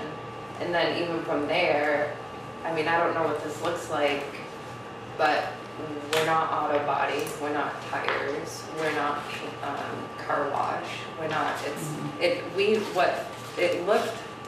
what I found similarities to was light industry. I'm not sure about the processing because I didn't see this definition of it before, but the process or produce flammable explosives or hazardous materials. Not really sure about that, but it would be machining. He's an engine repair person. Indoors. All totally indoors, and we were thinking, you know, still all the parts of the 4 corners still apply. I mean, we're not ready to file a permit. We don't have equipment, we don't have those things, we're not there yet, but we want to have the option to be able to do so at some point. And this happens to be where our talents lie. And this is what would work for us and what would be reasonable for something for us to pursue. So there's a lot. We just want to be able to follow the rules, and it's like we won't even have the option to apply if it's not there. Would you be parking automobiles outside? How would it, are you just doing engines, rebuilds? Well, that's what he's best at. So even though we don't have a full plan, it would not be a place where we would have any vehicles outside. I mean, I think there's I haven't looked in here yet, but the new one, but for vehicle repair, even that's another place we aren't allowed to have anything outside. Everything has to be screened in if you do have something outside. So it wouldn't be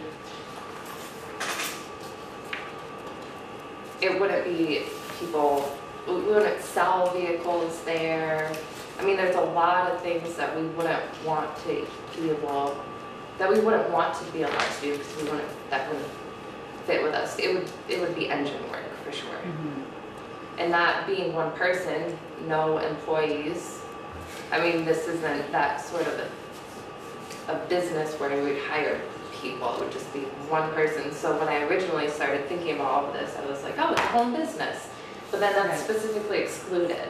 But that's what we'd want to present it as. That's what it would look like. It would still have to be the 4 corners vision and view to people coming through. I mean, the signs, the whole show, like that would all be stuff that we'd have to get approval for and work with you guys and get. I mean, so it just, I understand that it wouldn't be ideal to say we want to put vehicle service station into this, but if there's not another name, that's where we are. So no vehicles outside at night, things like that. So let me, if I could just make a comment. for the Yeah. group, just as a matter of clarification. One of the, I'm just looking at our definition of vehicle service station. You know, I think that one of the things that we really wanted to avoid happening at Daniel's Four Corners was the idea of a gas station. Right. Okay, like a gas station convenience store, essentially, okay? I don't think it was our intention to preclude the kinds of things that you're describing. But I'm wondering, what's the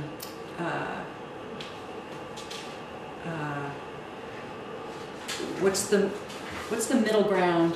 What's a way to? I mean, I wondered too about, you know, sort of home business. It's not a home business. I mean, I think that home businesses, it is a home business from your point of view, but I think the vehicle aspect of it changes the dynamic a bit because of the, you know, the potential hazards or, you know, chemicals and things like that. I suppose I'm just making this up. I'm just riffing for a second. Mm-hmm. But just back to the Daniel's Four Corners, the overlay area. You know, we did spend a lot of time talking about that as an area to encourage, you know, entry into Bristol, to prevent the drawing of business from the downtown. Those were certainly our intentions. I want to be careful. I want to be careful, you know, to respond to interest in development in Bristol. We want to be supportive of that. I think we have to be careful not to, knowing this, create a, I don't want to eliminate the Daniel's Four Corners overlay. That's one of the things I want to try to avoid doing. We spent a lot of time doing that. We put a lot of attention and care into it. Is there, what I'm wondering is, what's the difference, if I could talk about it here with this group, what's the difference between a vehicle service station and Actually, Sue, a service station convenience store? if I may, I'd look at your existing home business, which is as it's proposed, your home-based business is a permitted use within the commercial zone, Right. right? In our new, In your new regs. Yeah. And I'm not necessarily seeing that in the home business, I think it does call it out. vehicle repair is prohibited in home businesses. Could I chime in on what Adam said and what you said before, Sue, just to follow this line of talk? Is that Yeah. appropriate now? Yeah, is that okay if we just keep? Yeah, Just, yeah, I'm we're ready for- I like, Thank you. I like first of all what you said, Sue, which is that we're trying to avoid a kind of service station mini market area. This is service stations, especially heavy mini markets now, would draw away from the commerce of the village. We talked about that. Right. And you addressed also, Liz, the fact we're trying to have a sort of visual impression that's good. And I was thinking along the lines that you just went to, and Sue started this, Adam, about the home business, wondering about that. So I have just a couple of background information questions for you, as we get going. So I know that place because we bought a rug from them, so I've been in their venue rugs. Would the work be done within the existing structure, or would there be an additional structure? Existing. Existing. So that northerly extension where It's they... a garage, right? I mean, Yeah. it's garage doors. It's a garage that's been converted to a rug Right. showroom, and that would be converted back to a garage, Mhm. and the work would be done inside that garage. Yeah, and there's options, there's things we've talked about, like, what if the door was on the side, so if it needed to be open for air, that it wasn't like somebody was coming and driving by and could just see. Like, there's a lot of different options of things that could be done to make it not so. So I'm not sure we need to go into that much detail. I'm not John. either, but I was just saying, if it's a home business, which is basically inside the home, I was following up on Adam's point, That seems to be an interesting place to look. Just one of the informational thing, which may not be relevant if this line is interesting. Does this property extend beyond the overlay zone? Or does it, or the boundaries of the overlay zone, the boundaries of the property? I don't think so. What's the radius of the overlay? It goes around the cemeteries. The cemeteries. Oh, so it goes beyond, okay, that's good. So anyway, I've asked the main question, and I like the question that Adam's got us thinking about. Yeah. So one, I think this, how the business actually operates would be a key question as far as I'm concerned. So if you take an engine rebuilder, most commercial engine rebuilders, the engine's delivered to them. Right. And they put it on a stack, it's called a stack, and they rebuild it. Exactly. And is that what you're going to do, or are you going to have...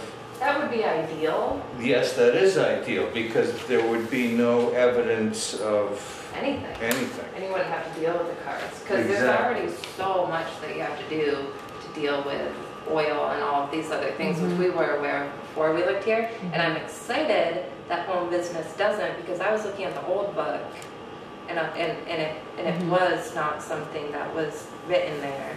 So that's nice to me that really opens the door for us to just even work with you and answer these kinds of questions realistically.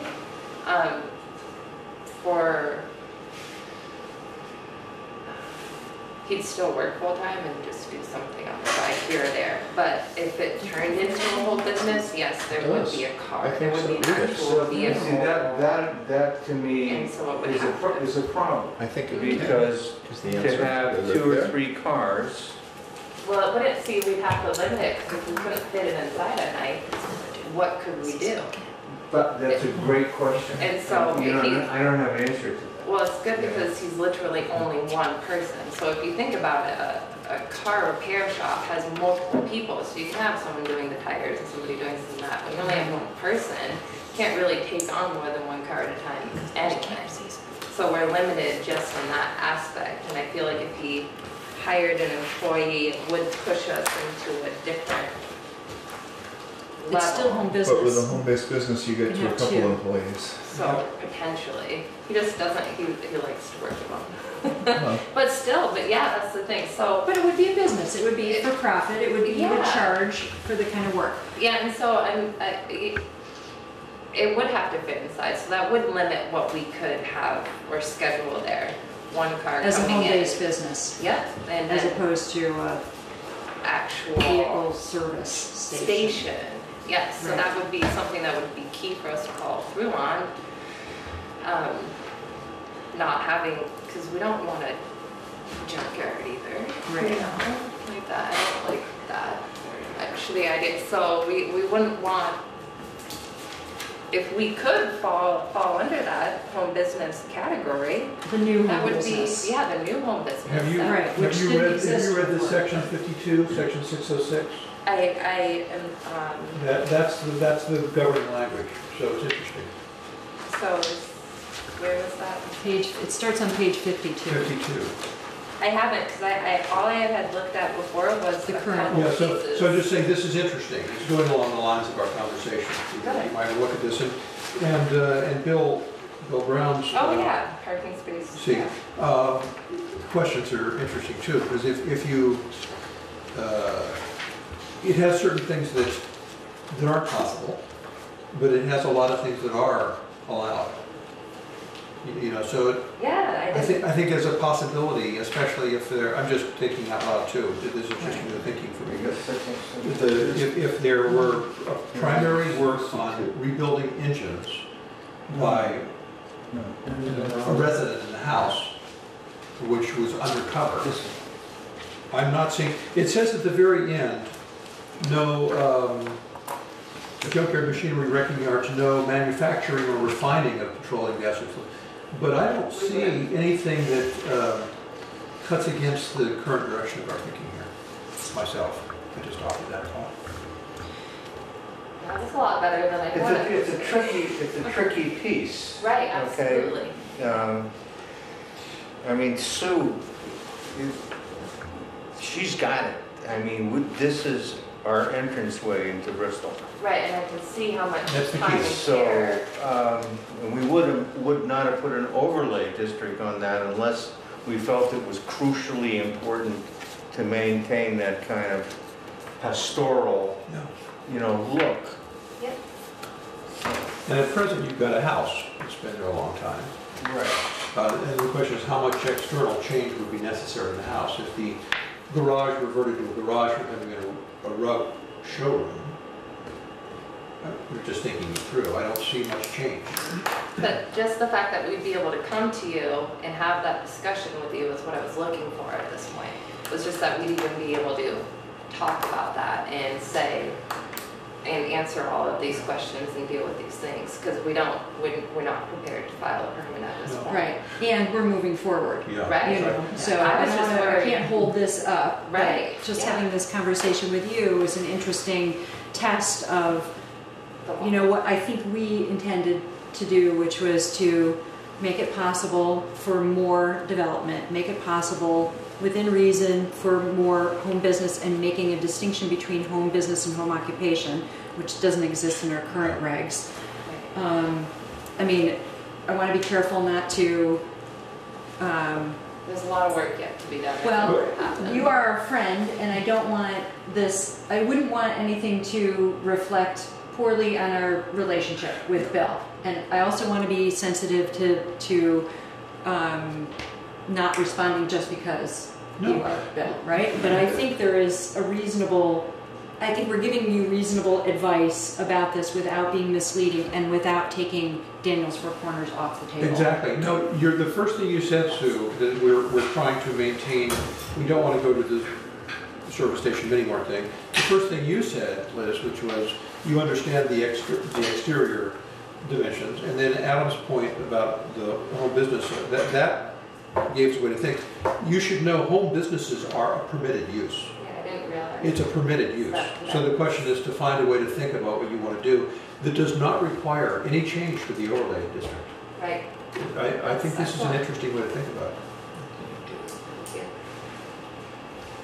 For the Okay. space that you'd be working in, is it big enough so that you could store any waste fluids and that sort of thing inside? But yeah, it would definitely could be inside, and those are all things that have their whole, aside from what's in here, just state regulation about how that can be done properly, legally. Changing the exterior of what we have there is a pre-existing condition right now. But we Everything would wanted be the to same. keep looking at that. It looks nice, and we like that. So, Well, a home business is not subject to site plan, and nor would it be within the, it's not subject to site plan review proposed within the commercial zone. Certainly wouldn't be within the Daniel's Four Corners either. It's not, it doesn't, Specific regs. No. Permitted use. so it would be a straight up, Well, in effect, permitted Application. uses become conditional uses in the site plan, in the overlay district. That's what we say in our language, right? no, not Conditionals go necessarily. away and permitted become conditional, is that right? No, no, mm-mm. Well, I'm remembering it wrong. What page was that Meaning again? anything within Daniel's Four Corners, within the overlay. Right. So there are certain uses that do have site plan review, like government office, post office, emergency service. I mean, most of them Yes, I see. require site plan, but home business does not. Well, I see. it still needs to meet the specific design standards of Daniel's Four Corners, Okay. Okay, I see. assuming that you're changing something on the exterior.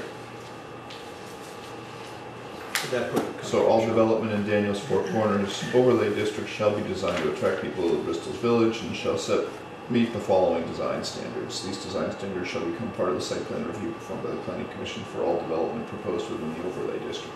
But what's the So- mechanism to make sure that happens if it's not, if home business doesn't have a site plan review? Asterisk. Well, I think it's that language. I think it might be better to put I mean, is it just, something that just somebody comes and says, talks to Eric and Eric goes, here's what's required? Well, it says it requires development in the area to include, I mean, it's required. Positive characteristics, and they define it, and that's for changes. So what's the process? What would be the process hypothetically for this to happen, to have a home business? Do you need a permit to have a home business? Yes.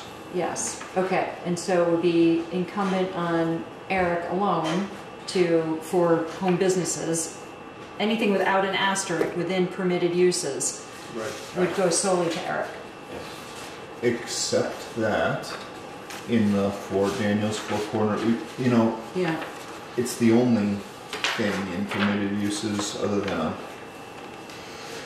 farm worker house, a home occupation, which is a minor portion of an existing building, or an accessory use or building that doesn't have an asterisk. We should probably just put an asterisk by it, and Home that way business. home business, and that way everything goes basically to site plan review.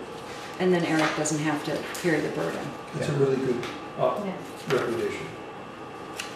Let's do it. Okay, I would need enough people to agree with that and understand That's a good idea. what that means. I mean, this is an example, it wouldn't just apply to you. Right, it wouldn't, we have to just come to you guys and have the conversation. Still a lot of uses have parameters. Yes. Yeah, that It's is. great. I mean, there'd be a way to work it out. There would be some requirements, you Yes. know, that. Well, you'd go through site plan would review, which we be- now describe. Yes. Which you've I addressed. wouldn't say onerous, but they would be requirements, you know, to- Yeah. Well, do you want to stay there? I mean, what I'm talking about is a recommendation to add site plan review to home business within the commercial zone. We have 5 here even without Bill. We could recommend that, but I would want everyone to understand that makes sense. that we're doing that. Not just because of this reason, but using this as an example of how you'd want to conduct home business in commercial zone. It would apply to the entire commercial zone, not just to the Daniels Four Corners. Exactly. That's a Okay. good idea. Do we have site plan in any other, for home business in any other zone? Village business, residential, office, commercial. Okay, mix. okay. Yep. Okay. All right, then how do we feel about that?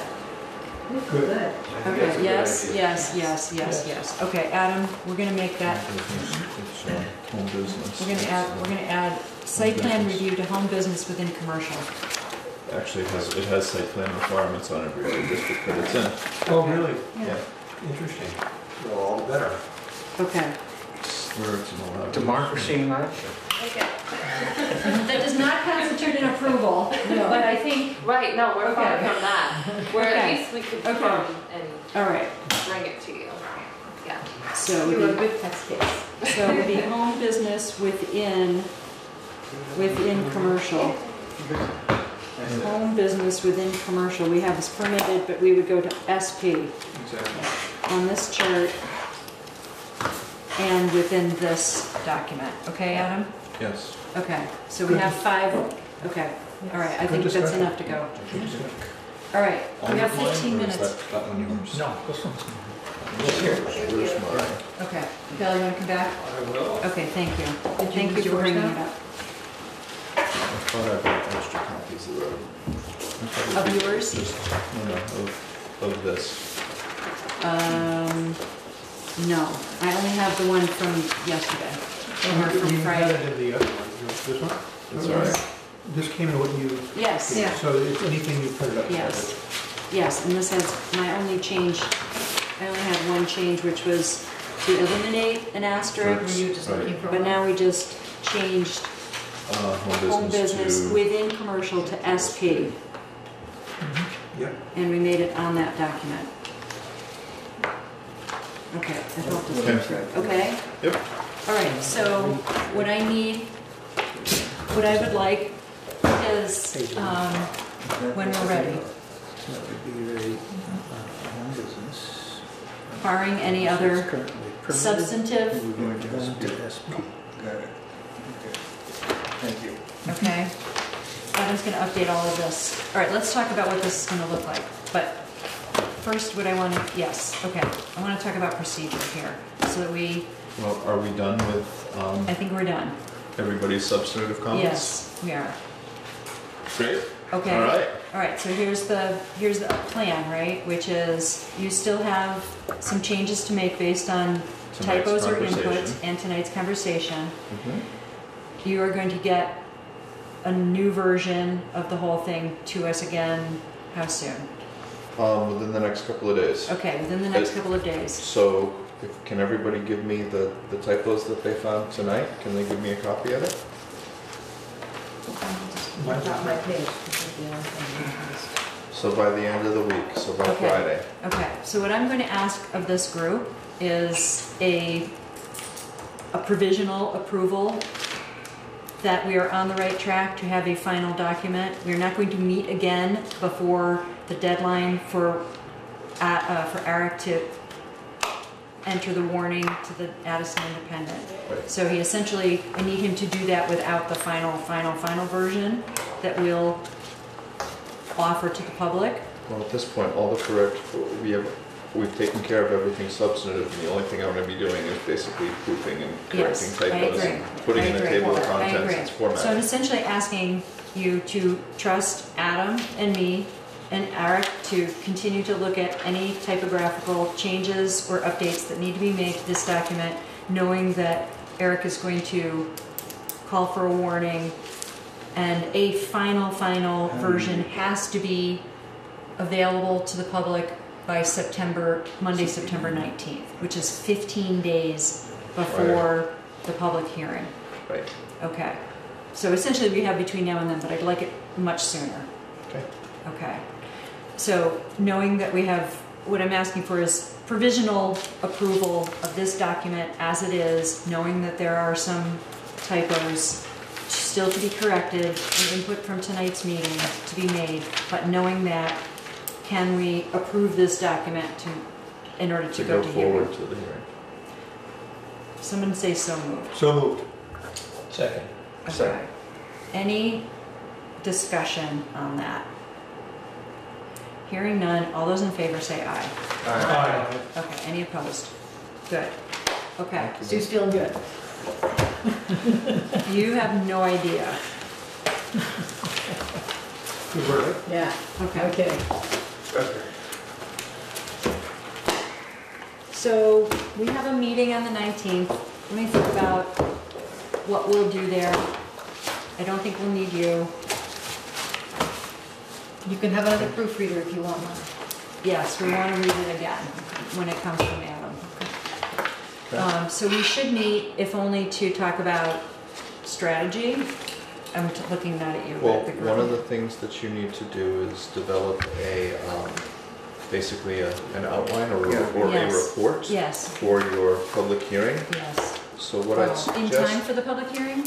yes, Oh, okay. I thought it 15 was, days prior to the oh, I public have to hearing have the document and a report? and a report. Okay. But the report would be, I have a draft already because Okay. we've been doing this. We've gone to the select board twice and I've updated basically our outline of this work. So so how about, something you could do on the 19th might be to basically review your report, okay, it's the 20th is our meeting. or the 20th. So I have to have it done before that. Yes. Okay, and we don't meet again before that. So you're gonna have to trust me again and I'll email it to people. Well, if you bring it to the meeting on the 20th, people will, they can look at it. Yes, but it would have to be a final version. All right, so I've had two chances. I mean, we've worked on two basically reports. I did Presentations. one in January and one in April to the select board in which I created, I think I just did it again, on August 8th. I created one for that meeting too. It was an updated version of it, so it's nothing new. Pretty close. Okay, okay. You trust me? Yep. Okay. That's it. We do trust you. All right, stay tuned for the 19th, or the 20th, I mean. Okay. All right, I'm getting tired. Rock and roll. Great. A motion to adjourn? So moved. Second. All in favor? Aye. Aye. Okay, we're adjourned.